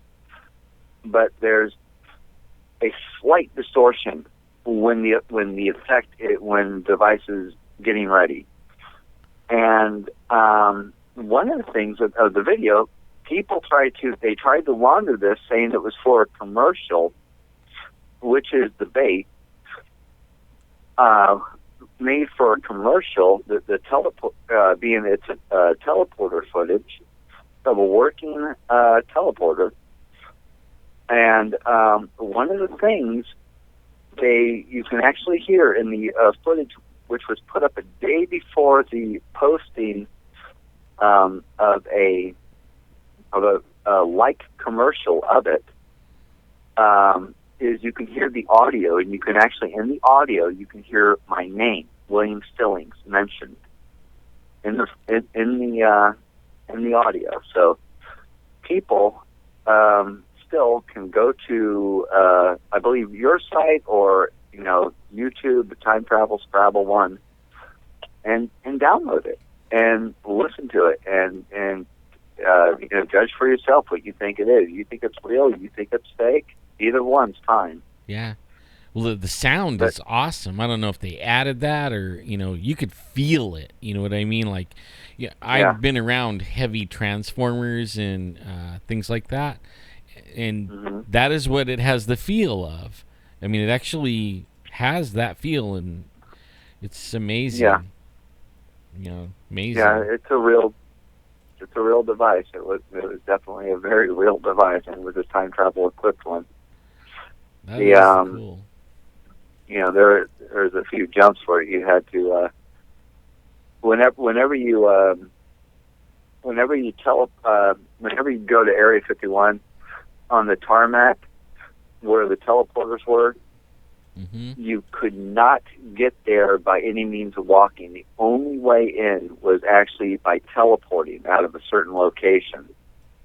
And for national security reasons, I'm actually not going to mention, but people can't go back now on. So, but because of reasons. But the aspect of teleportation, the aspect of teleportation or traversing long distances, or for a long amount of time, is very real. And those things need to be put forward to the public. And and could very much with a little bit of moderating and the correct personnel in place to moderate it, and so it's not abused, could really alleviate, and it is currently being alleviating shipping of produce and other things worldwide, which is a good start. Which is good. I mean, we've come a long ways, but fossil fuels, does the public really need to be kept going? We're doing this on the blood moon. I mean, it's oh geez, but I mean, really, there's a lot to be said for a lot of things. Right. Well, especially people who can't negotiate a four-way stop in certain cities. Unbelievable. I think that's every city. Worse than some other cities, but everywhere. Right. We have them here bad. We actually have a joke that when you put a windshield in front of their face, it blinds them. They just go blind. Right. So, all right. Well, hey, what was I going to say? I know you watch our Facebook walls, and you call us every once in a while and tell us, hey, you know what, you're right on that, and some stuff you'll say, you know what, that's not quite right. Yeah, you're way off. You're way off. You're smoking crack. Keep doing that. I want feedback from you. I know that you know some stuff that we don't, and we're always learning here. You've been out there doing stuff that other people only wish they could do. What do you think about what we have been telling people that's coming this way? Do you think it's all legit? Do you think there's something definitely coming this way? Well, some things, there's a lot of false flags. Let's go with, Dorn. Look at the Dorn thing, and there's a lot of things which seem like false flags, and some of them are, some of them aren't. But they're put there just to basically annoy, to be provocative, and for people not to. People do pretty good of self-filtering. Really do. Honestly, quite a bit better than me, in fact, at a lot of times. And,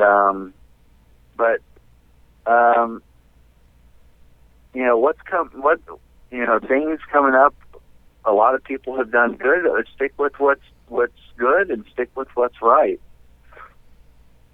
There's,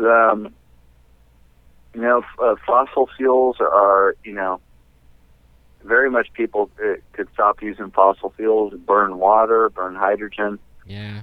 All sorts of things. Well, I like what you're doing in that direction because I've always thought that they were ripping us off, forever, and they had everybody like strapped to this PG&E or power company grid thing, and if they could meter the air we breathe, they would. I mean, these guys are the really power company bad. Has. The government, as far as keeping it real, as far as gas, has pretty much leveled out to a kind of a fairness. Yeah, there are times where the gas, the automobile gasoline companies get to, go berserk for about a week. They get to make some profits, and then they have to return it back to normal, to the cost. But look at how much the Navy has used, through the 80s and 90s, and if you look at it strategically, it actually had to be done because there was simply so much oil. There was so much gas. A lot. And there still is. Yeah, there is. They're not running out. That's just a scare tactic thing so that they could gouge us. Yeah. It really is. And then they do gouge a little bit. They do the other thing too, where they strategically turn off production at strategic times when they know everybody's going to be using their car and inflate the price. around Labor Day and summertime and stuff like that. And they say, oh, well, we have like 3 of them offline right now, for maintenance, and they could be doing that at a different time, but and I don't even know if they're really doing that. They just could be saying that, suckers. Yeah. I don't trust them.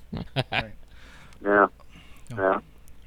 Okay, Mr. Stillings, I'm going to let you go because we have a lot to talk about. And Cheryl, I'm still trying to get my live stream going. Cheryl was just saying that NASA has the live stream on their part up until 7:30, and then they're going to turn it off. So I think right That's what now, we're doing. Oh, wow. and I think right now the world is on the internet, and they're looking at this wherever there are, and that's why we can't get live stream. That's why Right. everybody's live streaming down, because everybody and their mother is on the internet right now. Yeah, and then they're probably paying $5,000 a minute to be on there, and we're not, so they get all the bandwidth. Well, yeah. Hey, Alan. wait, everybody. Hey, Alan.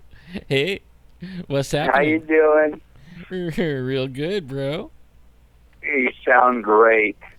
I'm feeling pretty good, man. I had a little Good. issue with some medicine this last week where it felt like I was having a stroke, but I knew it was some kind of a reaction. And man, Was it thinners or? yeah, the thinners. Oh wow. Yeah. Nasty They little switched you off boogers. it, Nasty. or they little- lowered it. They raised it up. They put me on one that was like 1,000 milligrams twice a day. Jeez. Yeah, and it mixed with a different medicine, not right, and put me into a stupor, into a sweat, all numb, and I thought for wow. sure it was a stroke, because I was all confused and everything, and my wife wanted to call 911, and I'm yelling at, no, I don't want to go, because it happened only when I took, for a little while, a couple hours after I took the meds, and then it would like go away after a few hours. It would slowly, go away. Then I would take the meds again, and then it would do it again. It was like, this is not right, and I don't want to go to the hospital again. I hate that place. Yeah. The doctor did a great job with the stent. Yeah, sure. they did. I wish they would have just did the bypass though, because then You remember I was plugging at you to get the work done before the end of the month. yeah. There's not going to be too many doctors around, I think. Well, the problem is the meds.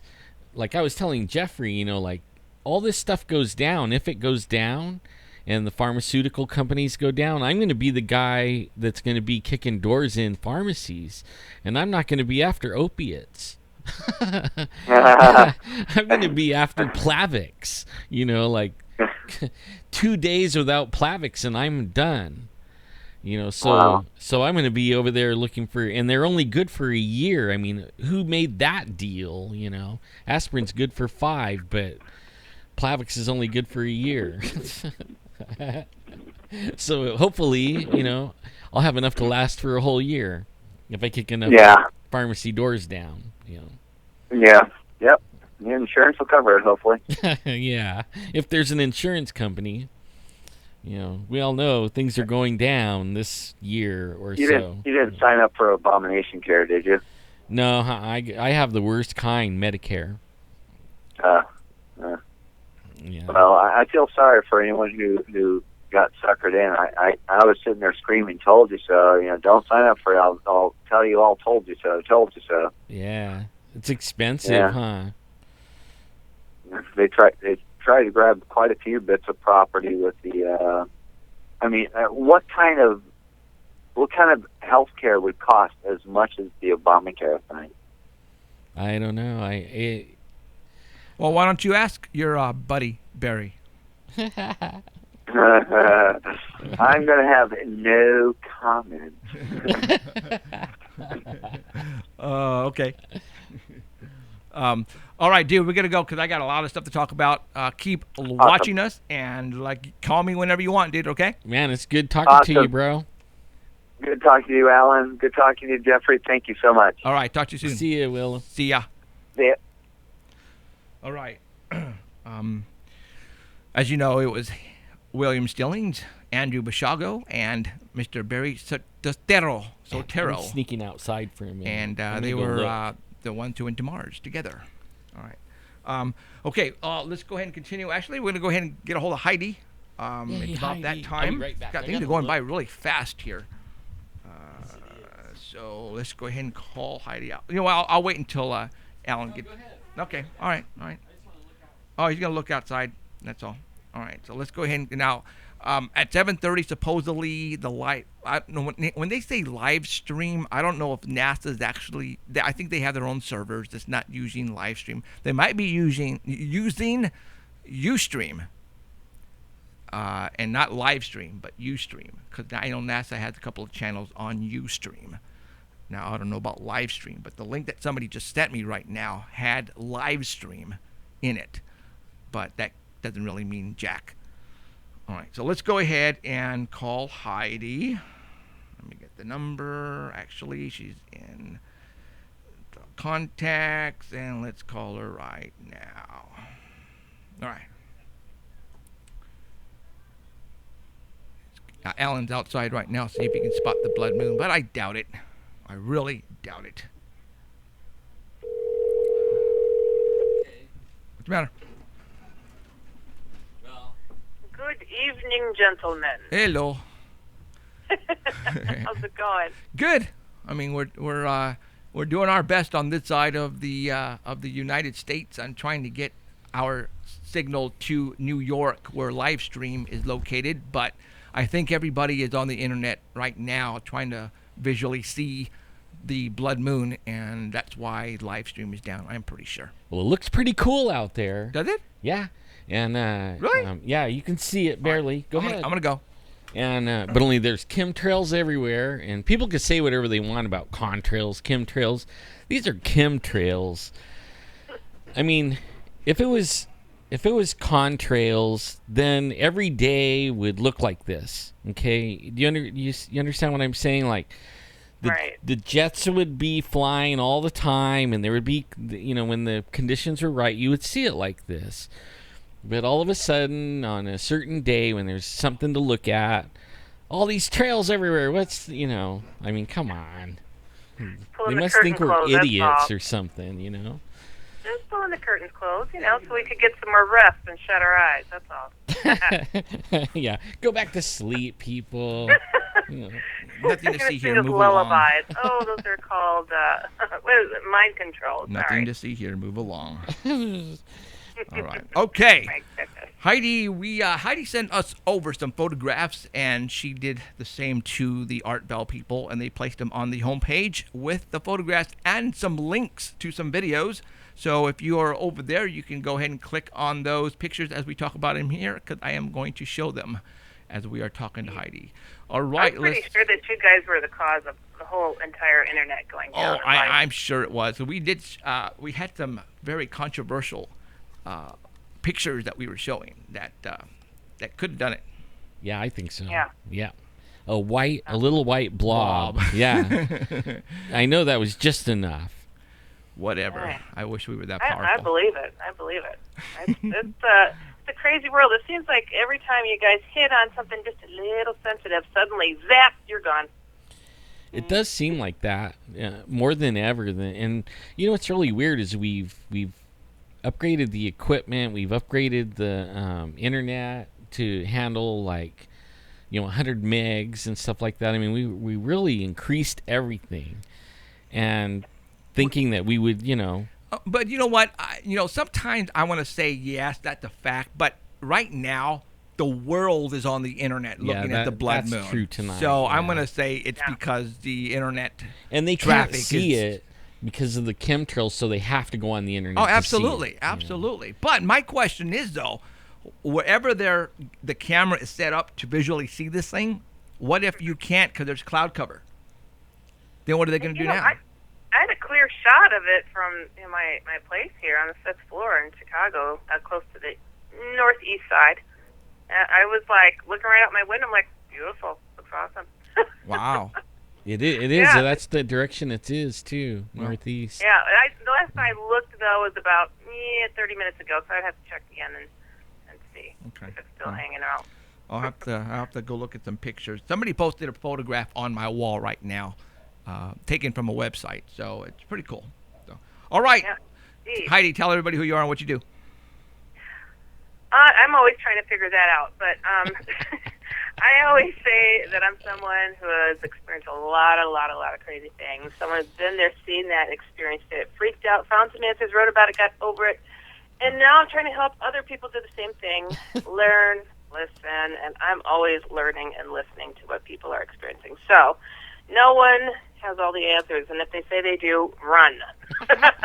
So I also welcome people to check out my main website, which is HeidiHollis.com, and feel free to send me your pictures, your experiences, anything and everything out of the ordinary, or even if you have a comment, to oddadvicehh@gmail.com, and we will feature it here on the show, and we will chat about it. So, Right on. there you go. Somebody just sent me a text, and I don't know how you pronounce this. S as in Sam, Looh, slow, carried the NASA feed on live stream.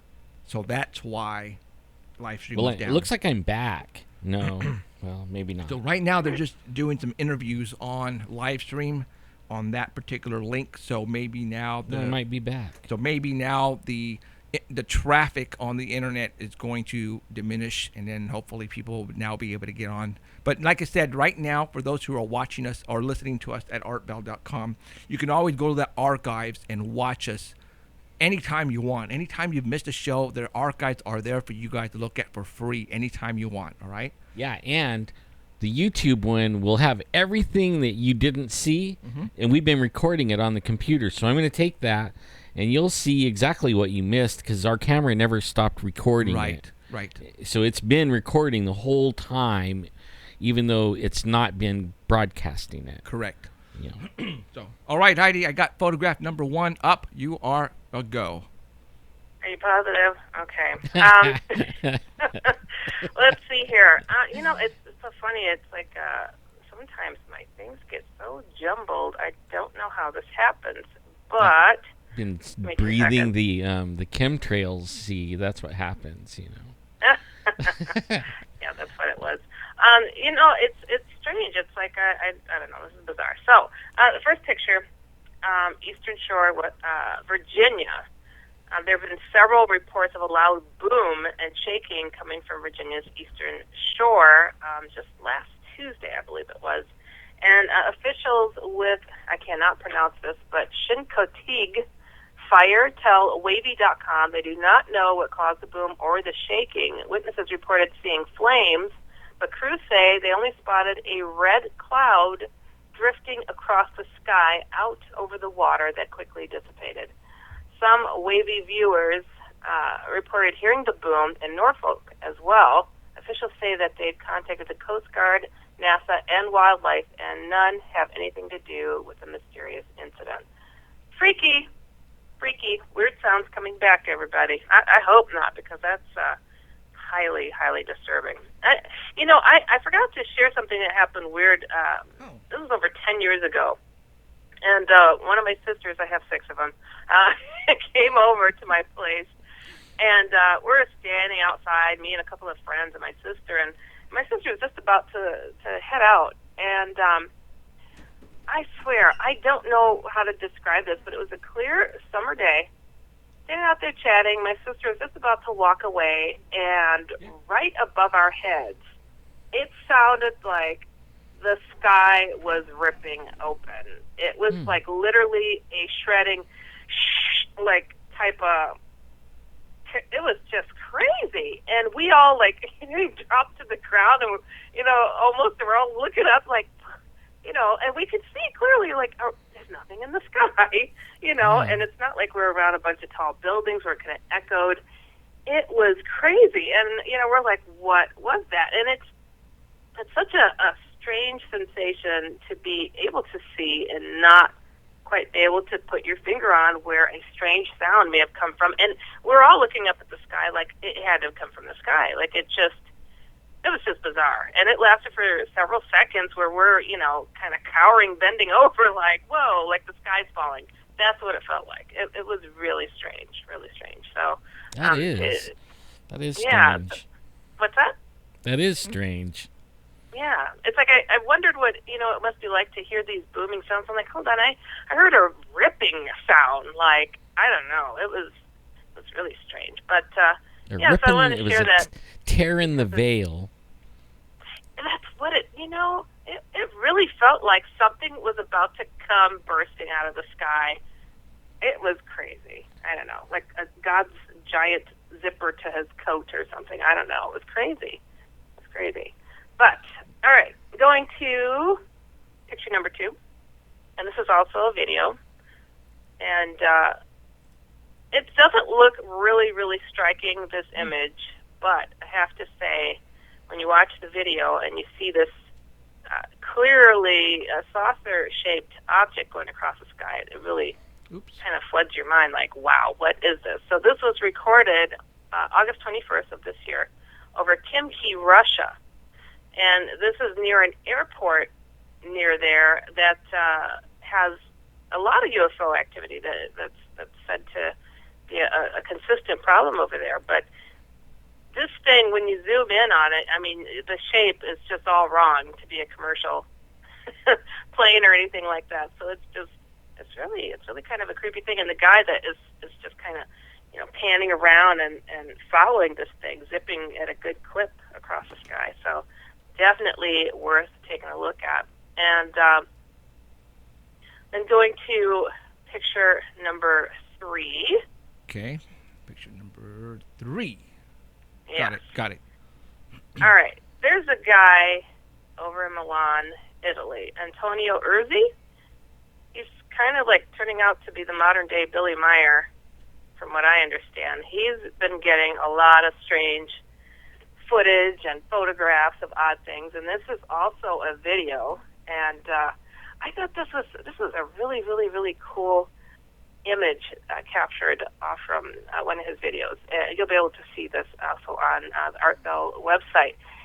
The bronze color, and it's just so striking, and it makes you wonder. It's like, is that a reflection, or is it truly bronze? It looks bronze to me. And now he filmed this April 15th, 2015, and he considers himself a sky watcher of sorts. So he's always kind of keeping his eyes peeled. And the interesting thing, when you go to the next image, this is like a translated video, so they're translating what Jaime Maussan is discussing.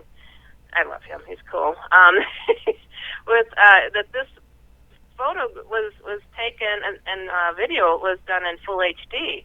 And you would think that, gosh, if this is something that you're lucky enough to be able to catch and capture a lot of film and footage of UFOs, that you would get the top-notch, equipment that you can get. I actually have a good friend who lives out in Dundee, Wisconsin, and this is just hilarious. I mean, he was somewhere in Milwaukee, and he was at a park on his Harley, and he saw a huge UFO and was just kicking himself that he didn't have a camera on him to photograph it. So he promised himself he will never, ever be without a camera again, because he was like, if this ever happens again, I want to be able to document it.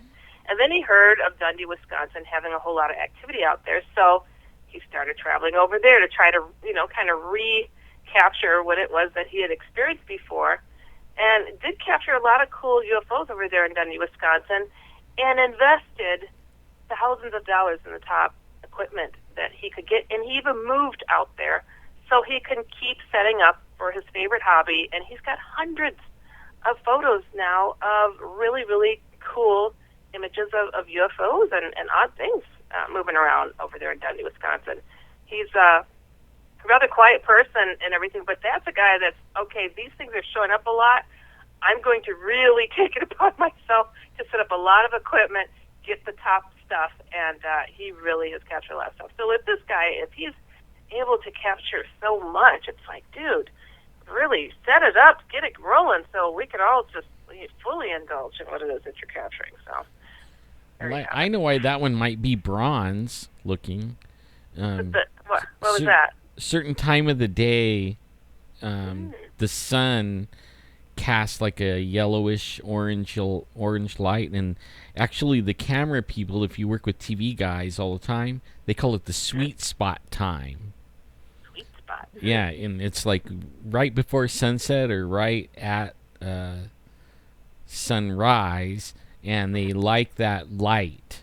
Okay, so and it always it has that kind of glow to it, like a bronze. It makes like that might be like a regular, I don't know, stainless look or whatever, but it has the shine of the bronze from the hue of the sun at that time of the morning. It could be that. That makes sense. Could be that. And, Yeah, and at the angle that it's hitting the ship, I would say it's probably that. Could potentially, yeah, that's very cool. And this next image, this is a really cool. It's been interesting. A lot of these UFO photos and videos that I've been sending to you guys as of late. There's a lot of these kind of like gathering of lights in types of UFOs, and that's what this one is. But this one is from 2013, Stirling, Scotland. I like to grab interesting photos, interesting video from. It doesn't matter when it's from, but this is a fascinating one. You see the lights are kind of gathered together. It kind of almost looks like a gathering of objects, and that's what's so mind blowing. It's like I don't understand. Is that it's like a plasma type of craft, or are they truly a bunch of them coming together? Or a lot of people report when they have experienced something in regards to UFOs that the outer hull of the ship, if they've seen it up close, or if they've even been abducted, that it almost seems like it's organic. So it makes you wonder, what is it? Is it really something that has like a skin that can glow and clump off? I don't know. And pull back together again? Well, if it's not ours, the technology that they have is who knows, man. I mean, pretty cool stuff. But and now going to picture number 6. Okay. This is an image from Russia. Ooh. I didn't specify exactly where, but this is from August 5th of this year. Wow. And again, you see to the left of the sun a clumping of lights of craft that, really, as you watch the video, they just kind of pulsate and gather and smush and expand, and it's like, what? What is going on here? I just don't... it's just so wild. It's like the sightings back in the day were always flying saucers, and then it seemed like in the 90s it became the triangular shaped type craft started making their debut, and then it fluttered between saucers again, and now I don't hear so much about, well, no, I shouldn't say. I do hear about the pyramid shaped and triangular shaped ones, but now it's like clumping of lights, pulsating lights. It's like evolving somehow, and I wonder what the meaning is of these ones coming forward. It's unique. It really is unique. I don't quite get it. You could tell that one's not like a lens flare because it's also reflecting on the water. Oh. I actually think that these ones that they'll be like electric or not electric, but they come apart and they could turn into 20 and then they go back together and they distort and everything. I actually think they're beings, not really ships. I don't know if they're, like not blood and guts, but some type of entity. Like I don't think they're ship.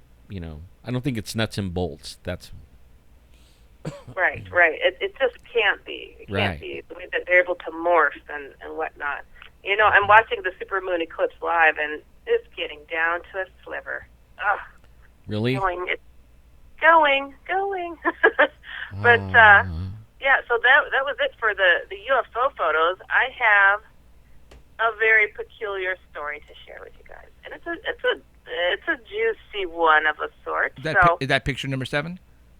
Yes. Okay. We are going to share a story about gnomes. Gnomes. Da-da-da. Yay. Uh-uh. We haven't had a gnome story in a while. Yeah, I love it. I mean, little creatures. I mean, really, it's so awesome. Okay, you guys ready? Yep. Yep. No. Okay, let's do it. All right. As children, my best friend and I lived in each other's homes. Her mum, so this is from across the pond, obviously, her mum quickly became friends with my mum, and our families were very close from 1987 till 1999 when her family moved. In adulthood, my friend and I grew apart. We'd become very different people. We never fell out. We simply drifted apart. Today, I view our friendship as one of the most important ones in my life, as it reinforced how I already viewed the paranormal world. In essence, I believe her family's influence prolonged my paranormal early sensitivity phase well into life as an adult. Get a load of this. Their home was situated in forest terrain of an outer city suburb. It was a built-up area, suburban, but deep in the heart of nature. Their house was built sometime in the late 1970s or early 1980s. It was a new home at the time, but you would never know it. This family were crazy about everything old-fashioned, much like I am today. My friend's granddad, a carpenter by trade, and the rest of her family built this house themselves. It was gnarly, single-story, cottage-style, stained weatherboard, the color of deep chestnut, which was elevated from the front and looked double-story from the street. That's if you could see it from the street, which you couldn't unless you squinted through the canopy of her mother's dedication to gardening. The evergreen on her front lawn must have been there when they built it. This fella was 1,000,000 feet tall to me. He shouldered the entire house and created a microclimate perfect for getting bogged in their muddy driveway. I don't know what bog means. Their front lawn was mostly moss. It was divine. The back garden consisted of many, many tall trees, just like him. In the long, multi-leveled, tiered garden was an orchard, which her mother planted. A vegetable patch, homogeneous glass house her granddad had built, and an herb garden. Huge, piggly barbecue made from bricks and bits and bobs, all covered in the canopy of those silent giants. Inside the house, they really paint a picture. Inside the house was like those you visit on historical tours, including their furniture. There was no modern day nod in the past reimagining, not in the slightest. It was an unofficial replica of something 100 years plus in the opposite direction of time. This was not your average modern home. It wasn't built by your average builders. It was created by a family who embraced folklore. Her mother was an artist, filled their home with paintings and sculptures of fairies and goblins. My mother, a lover and collector of folklore entities since childhood, did exactly the same in our home. My friend and I felt like sisters because our mothers were so similar. It was her maternal granddad who helped to build this home. This man was equally enchanted with folklore. Both my friend and I had strong family ties to England, her on her mother's side and me on my father's. This magical day I'm about to describe takes place sometime in the late 1980s or early 1990s. We were the same age, around 7 or 8 at the time. At my friend's place out in her backyard one afternoon, business as usual, playing make-believe as always, laughing our faces off at anything and everything. We were always finding something to laugh at, and I mean bellyache, lose your breath, pull a muscle, stream of tears, laughter. Today was no exception. We were mucking around in the orchard. I don't recall how or why, but we were both looking in the same direction at the same time. Nothing drew our attention, I don't think, at least not consciously. Nothing seemed unique. We were talking, though I don't recall the topic. Then, about 5 or so meters away from us, a small man runs into the herb garden. They say herbs, so. Quick as you like. My friend and I look at each other, and then she says in a slow, silly, nasally voice, "Gnome." We wet ourselves laughing. For us, who were somewhat normalized to this, thanks to our mothers and Jim Henson, this was like finding a stray kitten. We approached the herb garden without a second thought, rummaging through the thick, dense herbs he ran into. We simply could not locate him, all the while distracted by how funny saying the word gnome was. We giggling Gerties continued to rummage while saying gnome. It got funnier and funnier. Our jokes soon turned obscene, and we mocked about kicking him over the fence. I guess that means kidding they would do that. Well, this was just too funny. Our laughter prevented us from further inspection. Today, instinct tells me that we both knew he was unfindable. My memory of this man is very vague and our glimpse very brief. He looked like a miniature old man, roughly 2 feet tall. I don't recall his clothes too well. They were muted in color. He had rough, weathered skin. I remember the last of his boot as he disappeared within the thick yarrow. Later that evening, we were laying on the lounge floor, talking and playing. My friend yelled out to her mom, who was in the kitchen, "Hey, Mom, Tweed wanted to kick one of your gnomes over the fence." We both laughed. Her mom didn't catch the full sentence and probably thought she was yelling about the highly religious neighbors who were none too pleased with the parties thrown at this house. My friend yelled out again, "Hey, Mom, we saw one of your bloody gnomes." Her mom came in, and we told her what happened. When we told her he ran into the herb garden, her reaction was one of the realization. She looked up and appeared to ponder something, then said something like, "Wait until Granddad hears this one." That's the end, guys. That was just wild. I love hearing little people stories. Oh, me too. It's just crazy. I love that it happened in England. You know, it's like so perfect. We get lots of them with our family, the little people. Do you? Yeah, they're all of them are Native American ones, though, but, you know, Native American stories. That's right. You did tell me that. That was just wild. I mean, have you seen one? No, I never have, but only I've heard about them all my life. Yeah. My goodness. I don't know what to say. I had myself and my college roommate. We seen a gray-colored skin old man in our apartment once, and I saw it individually. She saw it like maybe a week later.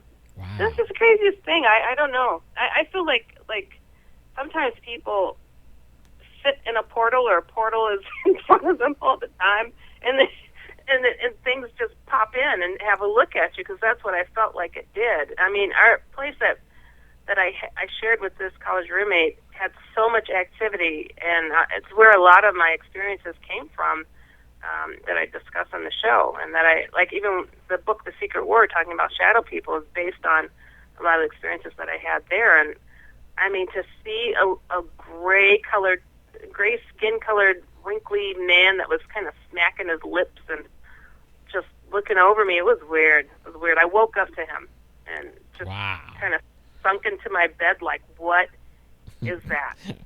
I just didn't know what to think of it. But it's just wild stuff.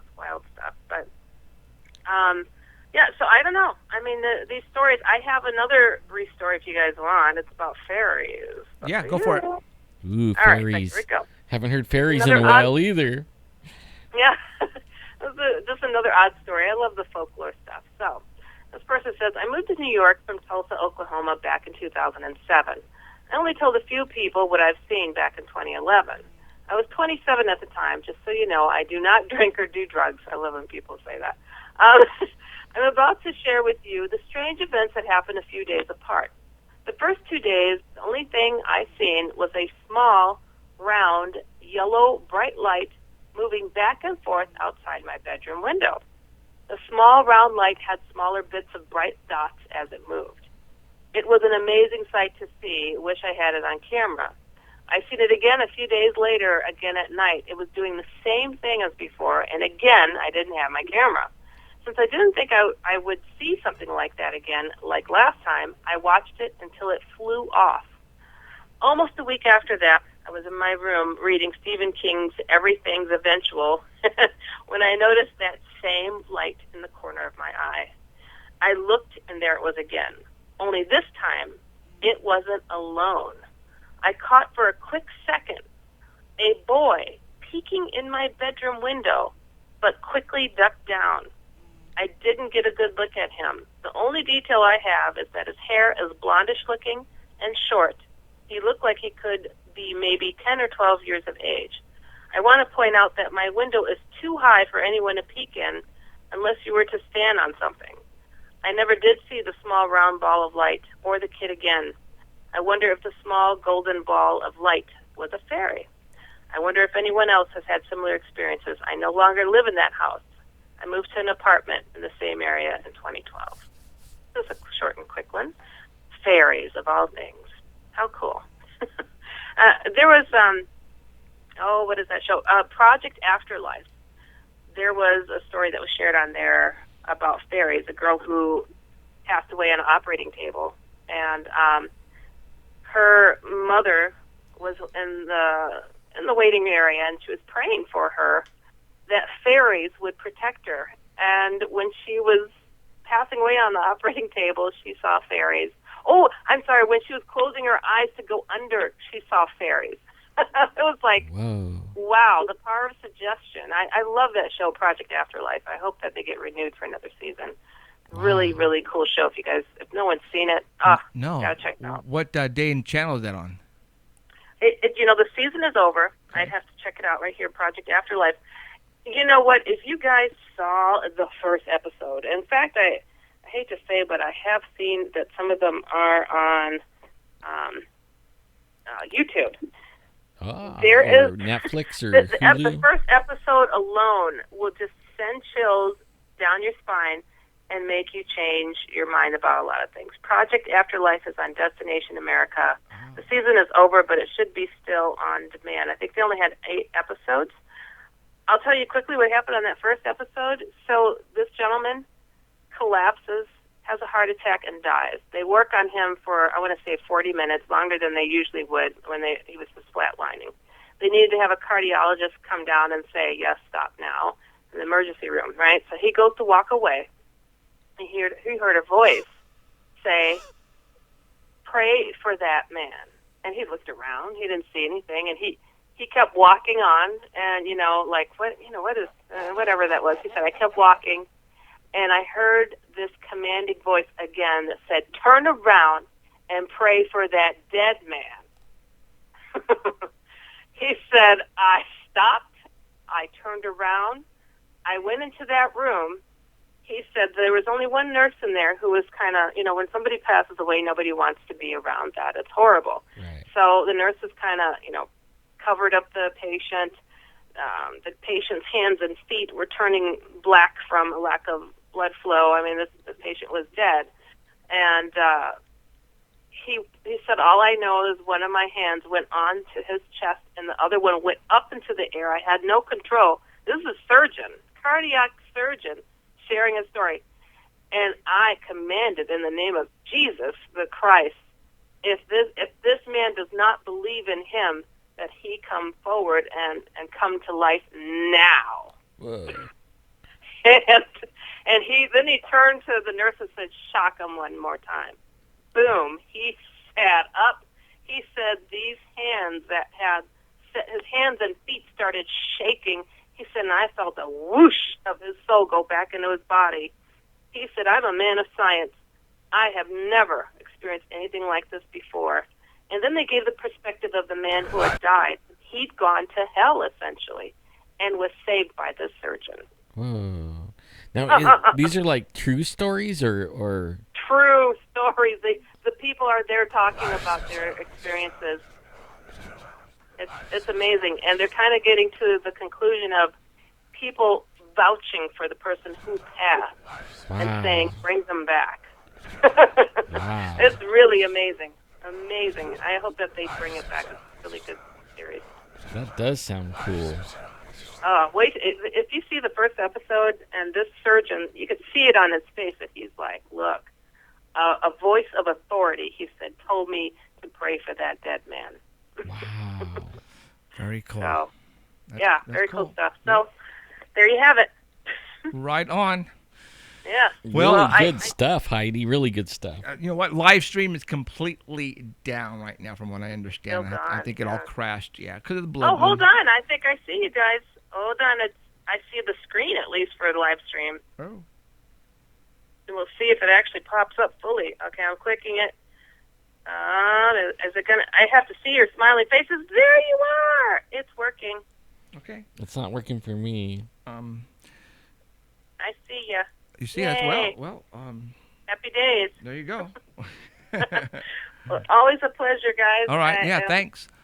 Yes. You have a wonderful rest of the week, and Absolutely. I will speak to you again next week. Sounds good. Hopefully next week we won't have these problems because the stupid blood moon just messed up Yeah, everything, right. so. You guys need to exercise this live stream. Yeah. No kidding.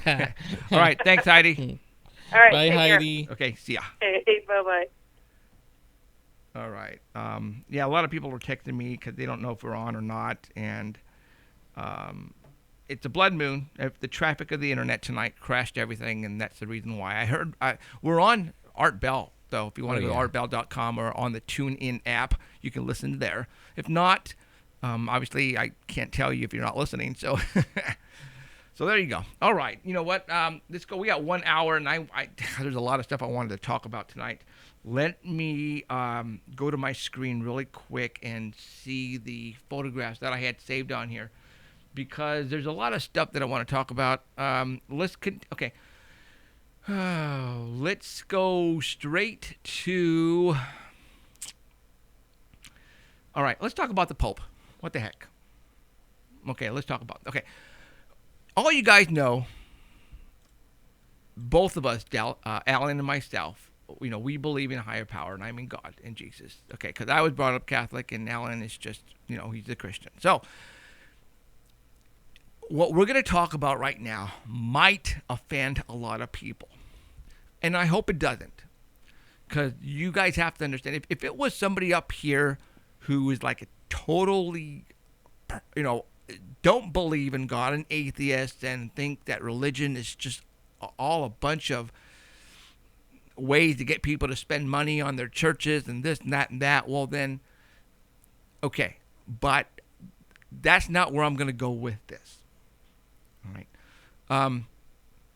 If you follow the Bible, and I don't, I'm going to be honest, I don't follow the Bible. Now, Alan does. Okay, but I have done a lot of research, and I know that by reading, I have found out that this is supposedly going to be the last pope that we have. Now, you guys are probably going, what are you talking about? Well, there are people long time ago, like Nostradamus, you know, those type of people who can predict the future, and it's in the Bible too, I believe. But this Pope, for some reason, I can't remember what it is. Remember? I gotta type in a password. I think so. Let me see. Logged me out. Kicked me out. Logged me out. Live stream's been fun tonight. Let's see what it is. Is it that one? Yeah. Okay. Let's talk about the Pope. The Pope, as of beginning of last week, went to Cuba and did pretty much what he did here in America, he did in Cuba. All right? He went out there, he flew out in his jet plane, and you know, he went and he did his parades and caravans and did masses for large amount of people, televised. You know, he did that in Cuba. And then he came right afterwards to the United States. The Pope arrived on Wednesday, the 23rd. And let me tell you something. The security, the money, the promotion that went to this was incredible. Absolutely incredible. When I was when I was watching the Pope, and I watched him as much as I could on TV, when he was driving in the caravans in his little white, vehicle with, with the window bulletproof glass in the front and the back, not the sides. And there was so many security. I mean, in Philadelphia, they literally closed down the city. They literally wrapped the city around in a cage with fences, everything. I mean, it was incredible. It to me, watching the Pope, I was looking at as if something came out of the space, something that we have never ever seen before in our lifetime, and the people of the government of America was basically showing this person to the world. First time. Like, this is the first time you've ever seen this person. That's what it felt like to me. The excitement, the prepping that went into this was unbelievable. I was getting messages. I was looking on Facebook. I was reading on Facebook. Alan was also getting these messages. He was also reading what he was, on his not his wall, but on his feed. There was people who were not Catholics who were looking at this and was going, "Oh my God, this guy rocks." Yeah, they love him. They just like going, "Oh, look at him. He is the bomb." Look at him kissing the baby. Look at him kissing the children that were in wheelchairs. And they love what he said. Yeah, and what he was also in his speeches, it was like he was trying to bring the world together. That's what he was doing, like a peacemaker. This is what this guy was doing. But I also was witnessing people place on there, look at all the sheep. Look at all the sheep will go after this guy. He is nobody. If you are a God-fearing man, then there's only one person that you should be admiring, worshiping, and that is God or Jesus Christ. But people are worshiping this guy as if he is God. Now, a lot of people and Catholic, they think this guy is the next step up to God or Jesus. I mean, if you touch a pope, I don't care what pope it's been, then you are basically touching God, Jesus Christ. That's what a lot of people think. That's why people weep. That's why people they freak out when they touch him, because he is, on the third step below from the Almighty. All right? But people who are not Catholics, who might be Christians, who might be other demonic, other type of, they worship, they go to other type of religions and churches or whatever, but they were just rocking out on this guy like he was just a rock star. All right? That's what I felt looking at the TV and the parades and everybody. Okay? Now, this Pope knows he is going to be the last Pope. He has said it. He has said that his time is limited as being the Pope. Now, why would he say that? Does he know something? Or maybe he realizes that scriptures say, or it's just that for some reason time is near the end of days.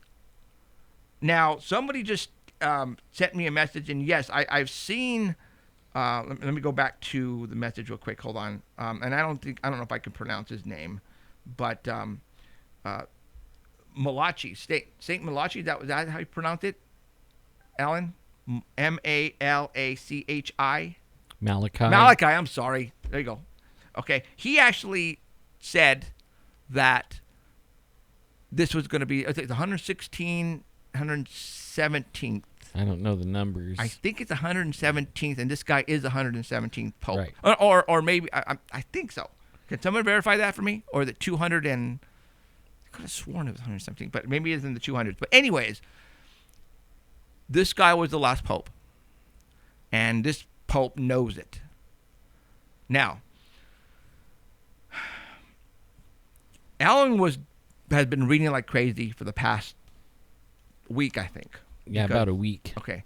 And you have been noticing that that a lot of things that are happening now are stated in the Bible in different ways. That you have it's like coded. Right, and you had to. Yeah, it is like coded. And you had to figure out the code, and and you were saying you were reading that somebody else sort of kind of broke the code, and you think he did. I think he did. Okay, why don't you tell everybody what you think this guy did, and what he thinks it's happening as we speak? Well, one of the things that's the most important thing for every human, you know, for this time to know what time, where we're at. I mean, that's the thing everybody wants to know. Where we're in, you know, time frames. Where are we? Are we in the last days? How far are we in the last days? I mean, everybody wants to know that, you know, like, I mean, the blood moons and everything, that kind of, all of these things, all of these things are like signposts, okay? So like what got me going or started was, no, if I could just get it to come on. Is it the same one? You got it. There we go.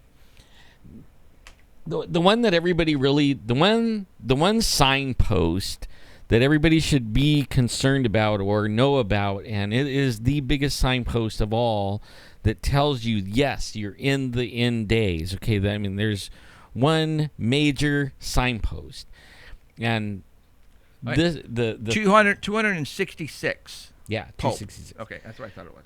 Okay, like way back in Moses' day, when they, you know, and everybody knows the story where Moses and Egypt, you know, he took his people out of Egypt and wandered around in the desert going to the Promised Land. The Promised Land was Israel. And they created a city called Jerusalem. And that was like a long time ago, right? I mean, a long, long time ago. Okay, now before they went in this Promised Land, Moses told them that it was the land of milk and honey, and it was theirs, but they weren't going to be there forever or have it continually. There was going to come a time when they were all going to like fall away or not do what God told them to do, and then they were going to lose it, and they were going to get scattered all around the world. Okay, and then that happened. Okay, it happened, completely happened. And all kinds of things happened to them, you know, like Hitler killed 6 million of them, almost wiped them all the way out. They were in every different country. They were in our country, all around. They're everywhere, the Jews. Okay, now in 1948, they came back and they created their country again. Now, Moses told them way back then that they would be scattered around for a time, but then at the end days, they would get their country back and Jerusalem would be back under their control. In 1967, Jerusalem is back under their control. Okay, now that never happened to any other country. Once a country loses their country, they never get it back. Okay, that never, ever, ever, ever never happened. The really amazing part is it was talked about a few thousand years ago. It went down exactly how it was said it was going to happen, and here we are living in the days to see it happen. And then you take into account all the other things like the blood moons and this and that, and it makes you start checking out, okay, now if this book says that, what else does it say? And if you're in these times, what does it talk about is going to happen in these times? Well, this guy figured out that there's these things called trumpets in Revelations. And the trumpets, he says we already went through the 5th trumpet. We're almost to the 6th trumpet. And the 7th trumpet is when Jesus is supposed to come and do the rapture thing.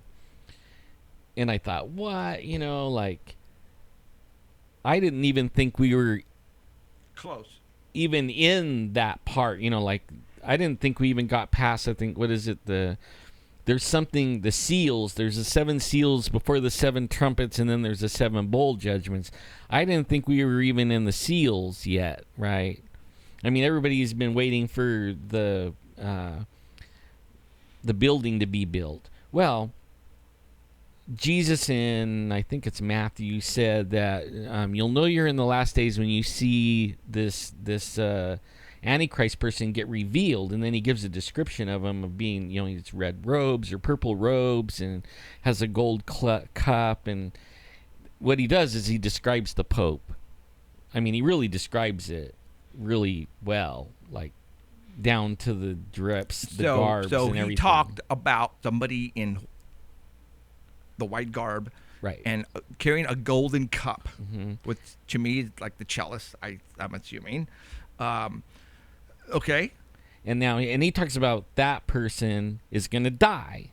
Okay. And then that person is going to be raised again in 3 days with the actual devil spirit of the devil. And I might be wrong here. Don't. I've been doing a lot of research. I've been having health problems. I've been having, you know, like, I might be off on my facts a little bit, but this is what this thing, and I think it might be the Pope. Now, if he dies and then gets resurrected, then, and everybody already kind of, he's the one that forgives everybody's sins and everything already. I mean, you can't even, according to the Catholics, you can't go to heaven unless you. Okay, so before September 23rd, the people of non-Catholic faith have heard of a Pope. Sure. He's in Rome someplace, right? Okay. As of September the 23rd, everybody now knows who the Pope is. Yeah. I mean, big time. If you didn't see TV, the news, in, you know, the breaks on breaking news on Fox and CNN, if you didn't see this Pope's face one time since he was here, then I don't know, you guys were somewhere deep underground in a bunker, all right? Everybody knows this Pope now. Everybody is familiar with him. Isn't that just weird how that turned out this week? And what has he been talking about? See, I didn't watch him, so I don't know. But what has he been telling everybody? I really didn't listen to a lot of the speeches, but when people are telling me is you know, be good to each other, immigration. I could have sworn he said one world religion in there someplace. But let's say next month you hear that the Pope got assassinated or was shot or had a heart attack and is now dead, right? And the breaking news goes out throughout the world, and people are mourning. They're crying, and then all of a sudden, a breaking news comes out on TV: the Pope is now alive somehow. What would you guys think about that? Let's say he started to talk, and he is now God. God is now in him. You need to worship me. Would you guys take that and run with it and say, oh my God, the Pope died and he came back to life, just like Jesus did?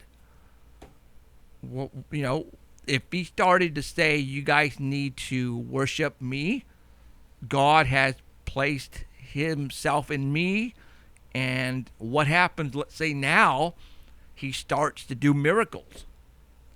What happens if he starts to, people who are deformed or, you know, in wheelchairs, they've never walked ever, and now he's putting his hand on their foreheads and they are getting up and they're walking, and he's bringing people from the dead back to life.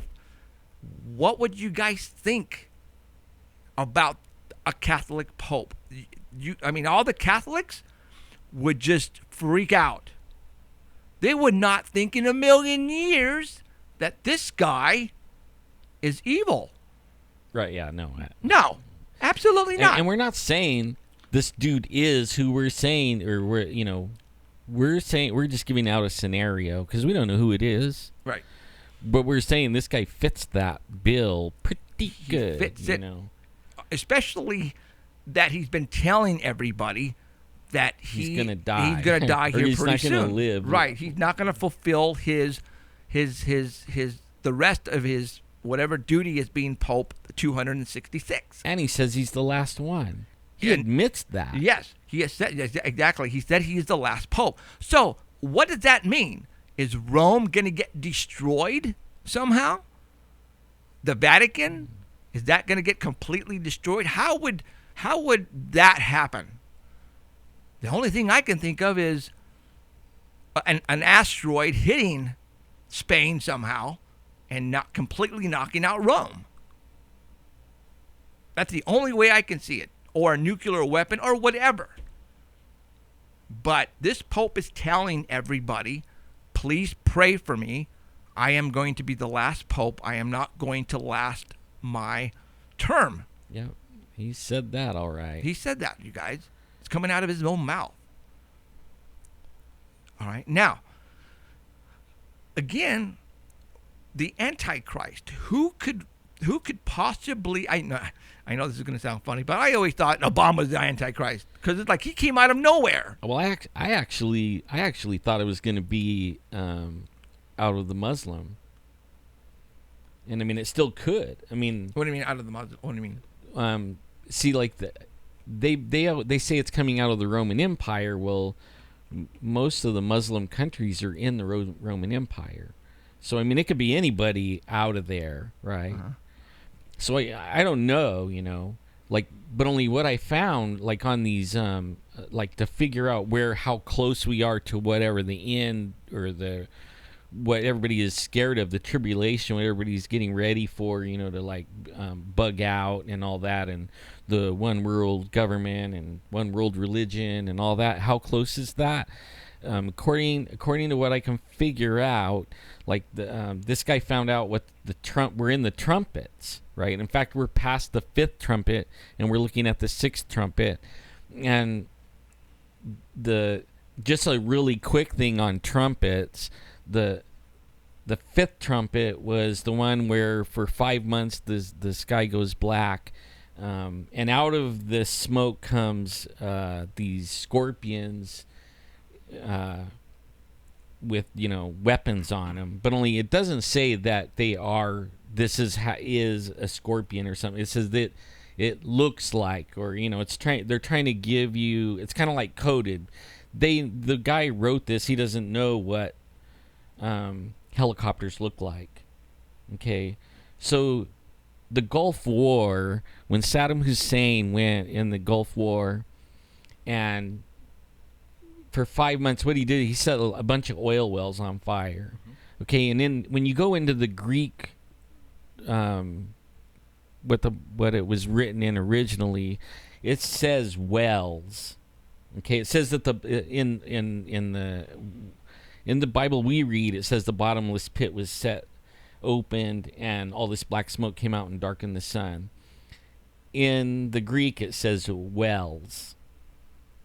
Wells had smoke coming out of it. Well, 800 and something wells were on fire and smoked everything up, and out of the wells came tanks, through the smoke came tanks and helicopters and stuff like that. And then it goes on to say that there would be people wanting to die, but they can't die. Death would be fleeing from them, right? Well, after the fact, we find out that, and this is the 5th trumpet now, after the fact, we find out that Saddam Hussein actually had concentration camps, torture camps, where he had kids in them, and he was torturing them, but he wouldn't let them die. He was torturing them and letting them scream so they would torture their parents, and the parents could hear the screams coming out. So he was torturing them almost to death, but not letting them die. And then later on, he even grabbed adults and was doing the same thing to adults. And that's when we intervened. And that's when he set everything. And it lasted 5 months. The oil wells were on fire for 5 months. And everybody can check this. And then in the book of Revelations, in this trumpet, I think it's like, I can't remember what chapter, but it said that the name of the person, right? The name of the person that was going to do this was Apollyon, and then when you go back to the Greek says that's the destroyer, right? And then when you look at that same name in Persia, the destroyer, it comes out to Saddam. And then you find out that Saddam Hussein wasn't really his name. His name really wasn't Saddam. His mom gave him a nickname when he was a little kid called the Little Destroyer, and it just stuck with him. So Saddam in Persian languages is the destroyer. And if it all comes together, so that could be like the fifth trumpet right there. Now the sixth trumpet, the one we'd be looking at, that's the one where they say that the river dries up and the kings of the east come through and 200 million strong have a war around there. Well, if you look at it right now, they had the Arab Spring. Okay, before the Arab Spring, it wasn't Muslim all the way around Israel, right? And these dudes have been saying they're going to push Israel off into the little sea behind them.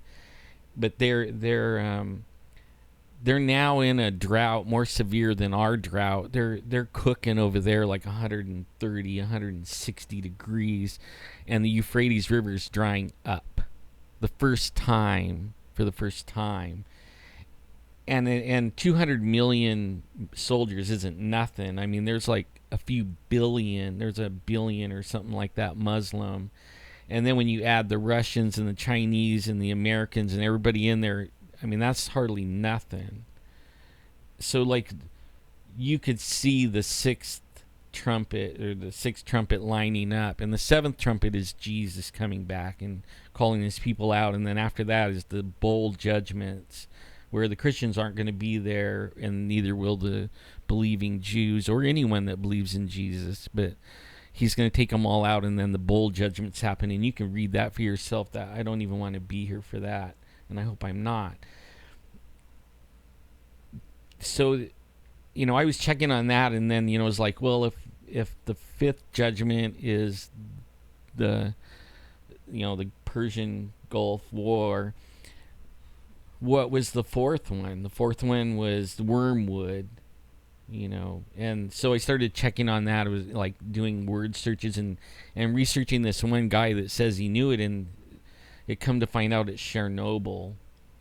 Chernobyl in Russia is called wormwood, and to this day millions and millions of people have died from Chernobyl, and it is still the largest disaster in the world of radioactive thing, and people are still, even here, are dying from cancer, and the cancer rates are rising from Chernobyl. In fact, they closed off Chernobyl. I was reading, they capped it off, and a lot of people died capping it off, to make it safe. Yeah, they'd have to go in there and then get out and only spend so much time. Right, and they still died. But they knew they were going to die. Yeah. They knew they were going to die. It was only a fix for 20 years. Okay, so now it's been like 25 years or something like that, and they're getting ready to go in and fix it. So we're not even, like, maybe some people might say, well, wormwood, Chernobyl, when you go to Russia, they call it wormwood, because that's what the name of the area is, based on a plant there. Okay, now we call it Chernobyl, but in the Bible it's called it wormwood, and it talked about what the people were going to have boils, and that's what happened to these people. Exactly what happened to them. And maybe some people might say, well, it's not on the largest scale that it could be yet. Well, it's not over either. Right when they went in to fix it, because it's starting to leak again, because the fix was only good for 20 years. Now it's 25 years. They went in and started fixing it. And now Russia went in and invaded Ukraine. So now that stopped. So it's still leaking, and it still could be the thing. I mean, I don't know if I'm 100% right. I don't know if the guy that I read some of this stuff from is 100% right. All I can say is it's a pretty big coincidence. And if they are right, if it is right, we're way into this thing. And when I started seeing the Pope, I mean, what really got me going was when I started seeing the Pope and some of the pictures, that we didn't show, but and some of the people have been saying, and it was like, oh my God, we're like really close. And you know what? All the things I said doesn't even really matter. The one thing that really matters, the one thing that lets you know that you're in that time, is Israel became a nation. I mean, that was the one thing that it said all through down. I mean, like lots of predictions down through history, all the way from Genesis, the book of Genesis, all the way. They said, watch the olive tree. The olive tree is Israel, and so now the olive tree is back. After 2,000 years, it got its country back, and we saw it. Like it happened in 1948, and that was only like 11 years before I was born. In the Bible, it says that generation that sees that happen won't pass away before all the things that was in the end times comes to pass. So my mom was born in 1939, so she was like 11 or something like that when that happened, or 9, but I mean, she was a little girl, so she was alive when that happened. In 1967, I was like, I don't know, 6 or 8. I was 1. You were 1. Yeah, but see, we were alive, and that's when Jerusalem was reunited. It was East and West. And then they had the 6-Day War, and Israel took it back over. But that right there, that's the biggest one. It doesn't even matter about the rest of them. Those are just like coincidental maybes. But only the other one is for sure 600 and something prophecies in the Bible about that, and it came to pass in our lifetime. So we are at the end, and then now it says we're seeing signs and wonders in the heavens. They said knowledge would be increased rapidly. People would be going to and fro over the earth. When you're in a jet and you're 5 miles up in the air, you're the first person, or this is the first generations that was ever able to say they could do that forever.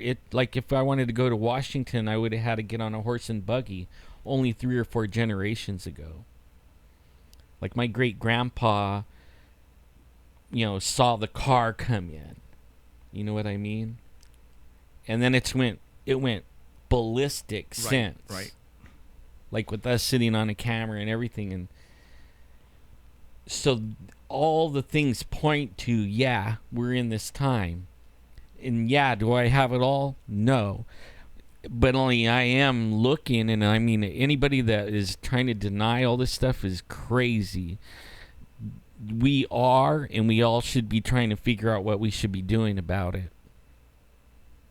I mean, seriously. Right. I had a call yesterday, and I was telling Ellen about this, that a guy called me, and he again called he Googled 24-hour paranormal hotline, or I don't know what he typed in, and my number came up. And he said that for the past week, things have been happening in his apartment, and he started to describe these things. And I was expecting him to say, shadows and evil and things flying, moving around in the apartment. That's not what he was describing to me. He was describing weird lights in his apartment. Weird, like the walls turning like clay, and the way he was describing it to me, reminding me of Stargate. You know, when it finally opened up and the water and the movement, and that's the way to me it sounded like he was trying to describe. He was trying to put it into words. And then I told him, and again, you know, I get these calls all the time, mostly on evil spirits. This wasn't going that direction. And he said that, you know, he's had this thing with him forever, but in the past week and a half, it got really strong. So I right away debunked the evil thing, and I told him, you know what, this doesn't sound like any evil entity or, you know, evil presence in your apartment. It sounds like you are looking into different dimensions or something. That's what it sounds like to me. And then, you know, he was trying to listen, and I was trying to, you know, fill him in on what I think was happening to him. And then I told him, it's kind of weird that tonight we're having the last blood moon until 2033. And it's a tetrad. That's the part that people don't get. Like, blood moons happen. Oh, but there's an eclipse with it. No, there's 4 of them, and they all land on Jewish feast days. Oh, I follow you. See, that's the part that makes it rare. Okay. There's blood moons all the time. Gotcha. But the tetrad part isn't all the time. Last one, 1967. And that's when Jerusalem got put together. The one right before that, 1948 and 1950. That's when Israel became a nation again. I mean, okay. So the signs are there. Okay. You just got to look for them. Right. And then you got to be able to figure them out. And then the blood moon today. Right. And it so happens. And this is the Feast of Trumpets. Okay. Today. Okay. And it so happens the Pope was out doing his stuff and really promoting, you know, himself, and by doing a mass in Central Park in New York. But going back to this guy, I told him that, you know what, it sounds like you have a gift, and you've always had this gift. And I asked him, do you have any brothers and sisters? And he said, I have a couple of brothers. And I said, do you know if they have what you have? And he says, well, I've kind of talked to them about it, but they actually just brushed it off, said, yeah, whatever. Yeah, I see that too. Go, whatever. And they try to not really talk about it, because either they're embarrassed or they're scared, one or the other. And I told him that, you know, it's I told him about how possibly our DNA is changing, and things that, and I told him, I believe our government knows that we all have this gift. We all have that power, but they're trying to suppress it so we don't become awake and figure out what's really happening to us, what they're really doing to us. And how they're doing that, how they're suppressing that, is they're putting that crap in our food, you know, in our drinks, and fluoride. And I told them, you know what, it involves, I believe, our you know, the pineal gland, and that's our third eye. And I told them, I think your third eye is opening up.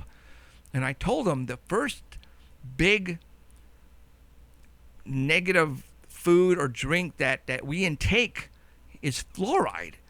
And I said, you know, I think, you know, if you would stop taking fluoride, I think your gift would become more forceful and be more apparent. More clear. More clear, yeah. And I told him, even in underarm deodorant, he goes, you know, they put stuff in there like aluminum, and all that gets into your bloodstream. You know, I've told everybody that, you know, when my wife Cheryl figured out and was reading up on fluoride, back in the days, my teeth were so sensitive, literally, to heat and cold. I couldn't eat anything hot or cold. My teeth would hurt.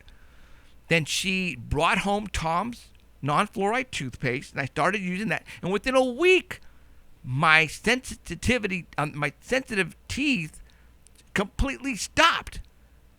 And I could eat hot and cold again. That was like 2 years ago. Yeah. And I know we've been talking about this stuff for like 2 to 3 years. Yeah, we have. And even Robert decided to try it, and his sensitive teeth stopped hurting. And then all of a sudden, this guy that I was on the phone with said, Jeff, He goes, I go, what? He goes, I've been home for the past week and I've been a bum. I haven't been brushing my teeth or using underarm deodorant for over a week.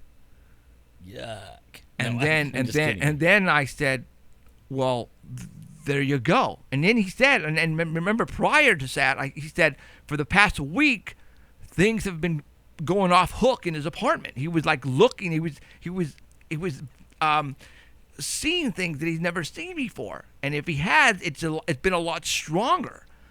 And I said, well, I wonder if it's because you stopped using the fluoride and the underarm deodorant that your body was sort of cleaning himself out.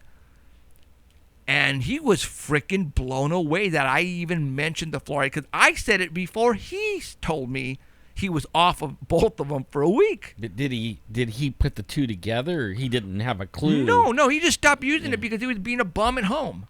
And then when he was told about it, then he was like, oh man. And then he goes, makes wow. sense. And that's what he told me. He goes, Jeff, I didn't tell you this before, but I haven't been brushing my teeth in over a week and not using underarm deodorant either. And I just went, holy smokes, that I hit that one on the head by accident. And he got into the car and took off to CVS or Walgreens to go buy the Toms and the underarm deodorant that didn't have aluminum in it. Because I blew him away. Because, he's been having these visions through his life, small ones, not very strong ones. But within the past week, it was boom. Now, just by coincidence that we're having a full moon. Everybody was saying the blood moon with the eclipse is a very powerful day for different types of people. And you were telling me that some people who practice witchcraft, and you were saying that they were actually saying their spells today, right? Because today is the strongest day to do that. I was told by a family member that I need to say my prayers more today because some of my other family that's witchcraft will be finalizing their spells today because it's the giant moon, blood moon, everything, Right. And so if anything's coming my way, I need to pray against it and block it or whatever. Yeah. Wow. Yeah, and like CERN now. Okay. Everybody thinks that CERN was maybe gonna do something. They are doing something. I had about 20 emails saying that I was saying that I've been bashing CERN or whatever. CERN right now is ramped up like as hard as they can go right now. I don't know really what they're doing. All I know is if you go in, you find out they actually did a dance. Okay. To start their supernatural ritual dance. Last week some guy called in and wanted to debunk a couple of things we were talking about. Right. And one of them was CERN and Shiva, their logo that was given to them by India. The destroyer. The Shiva actually means destroyer. I looked it up. Uh-huh. Okay, it does. So this guy was saying, no, it doesn't. It means something else. But no, that's crap. It means destroyer. Now, I have seen Beyonce do this on one of her videos or even on a show where she does this dance. And it's very similar to what these workers at CERN were doing. Now, I don't know if it was actually the actual workers doing this. I don't know. But they were doing a dance that symbolized calls the destroyer. So, and they were doing it right on the CERN platform inside the Hadron Collider. I've seen that. Now, is that factual? Is that true? Is that the actual workers inside the CERN doing that? Yeah. Okay. Now, that's the scientists doing it. Okay. Now, the scientists are, to me, doing some type of satanic ritual inside the property of CERN, where the symbol of Shiva that I talked about last week is placed on the front of the building. Okay, I don't know. I mean, people say no. That's a bunch See, I of don't know bull what's crap. going to happen either. All I know is that normal? Okay, I don't know. It's What else is normal? They've been blowing fuses. Like I've been keeping track of CERN for a while. I wanted to show something. They've been blowing fuses. These dudes have it ramped up and all of a sudden pop a fuse that's intended for them not to go over a certain TEV, right? TEV. I think it was like 13 TEVs or something like that. These guys are pushing the envelope on purpose. Right now, for this blood moon, they were shut down for a couple of days there on the first and I think the first week. But they're ramped up and they're pushing those TEVs to the max, and it seems like they don't even care if it blows up and blows the whole country up. You know what I mean? Right. It's weird to me. To me, it's I don't know. Okay. It's just weird. Now, doesn't make sense. Yeah, talking about now, if you guys totally missed out the beginning of this show, we had somebody come on who took some photographs of what I believe is an asteroid coming into our atmosphere. Very close, and it's getting really big. I placed it on my wall. I placed it on this video. You guys are going to have to come back and see it. Now, I can't, all the information that I get and all of the stuff you see on my wall, I can't do all that by myself. I have people who enjoy this stuff way more than I do and who have time on their hands. Either they're retired or they're on medical leave, and like Alan is, and who can stay home and do this. I have like a couple of people right now that have been giving me such great information. It's making us look good. Okay, Elizabeth Martinez is one of them who's been giving us a lot of great information for a while, and somebody who I just came in contact with as of last week, the beginning of last week. His name is Mike Smith. He's also from Fresno. This guy is way into this stuff, way more than I am, and has been for a long time. And he's been giving me so much great information. As soon as it breaks, I get it and I place it on my wall before anybody out there. I mean, this guy is on it. And he found a video that some guy posted on YouTube out of Quebec, Canada. And he's a professional photographer. He had a drone, and he flew this drone about 300 feet up, and he was just videotaping, the sunset, right? And he downloaded the video and was taking snapshots, and he found something to the right of the setting sun.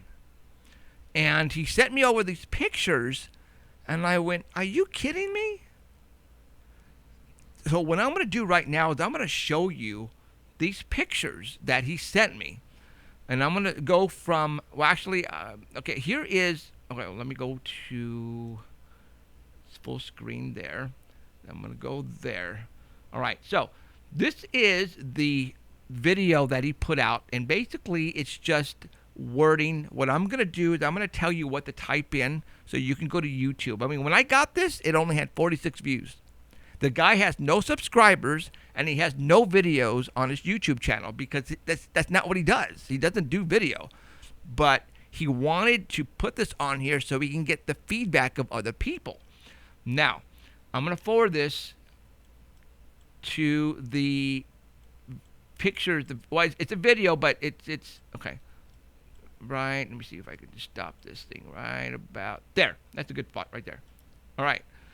Now, setting sun, and then you notice this object top right hand corner. All right, there it is. So what he did is after he got that video, this was a video, and he started taking snapshots of the video.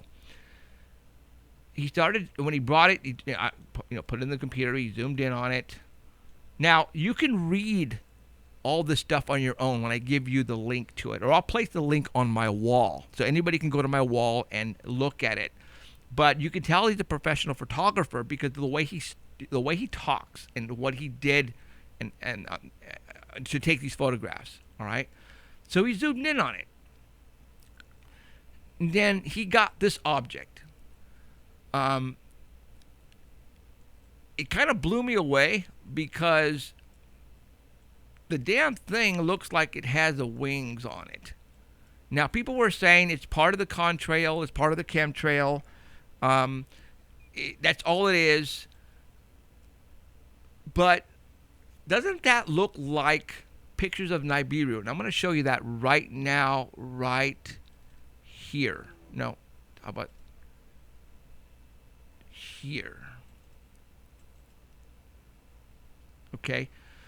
Now, for those who don't know, this object here, the winged planet, that's supposedly called, Planet X or Nibiru, this was actually on Google now. Google took off the black square that was blocking this location in space and removed it. And now with the coordinates, you can go in and you can pull this thing up. Yeah, you can, yeah. All right? It's there. I've done it many times. To this day, still is. And people say that is Nibiru Planet X, and it's on its way this way. And you could actually see it now. Now, this is the snapshot of what he took.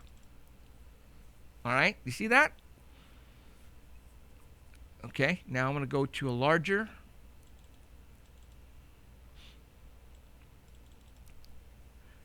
All right?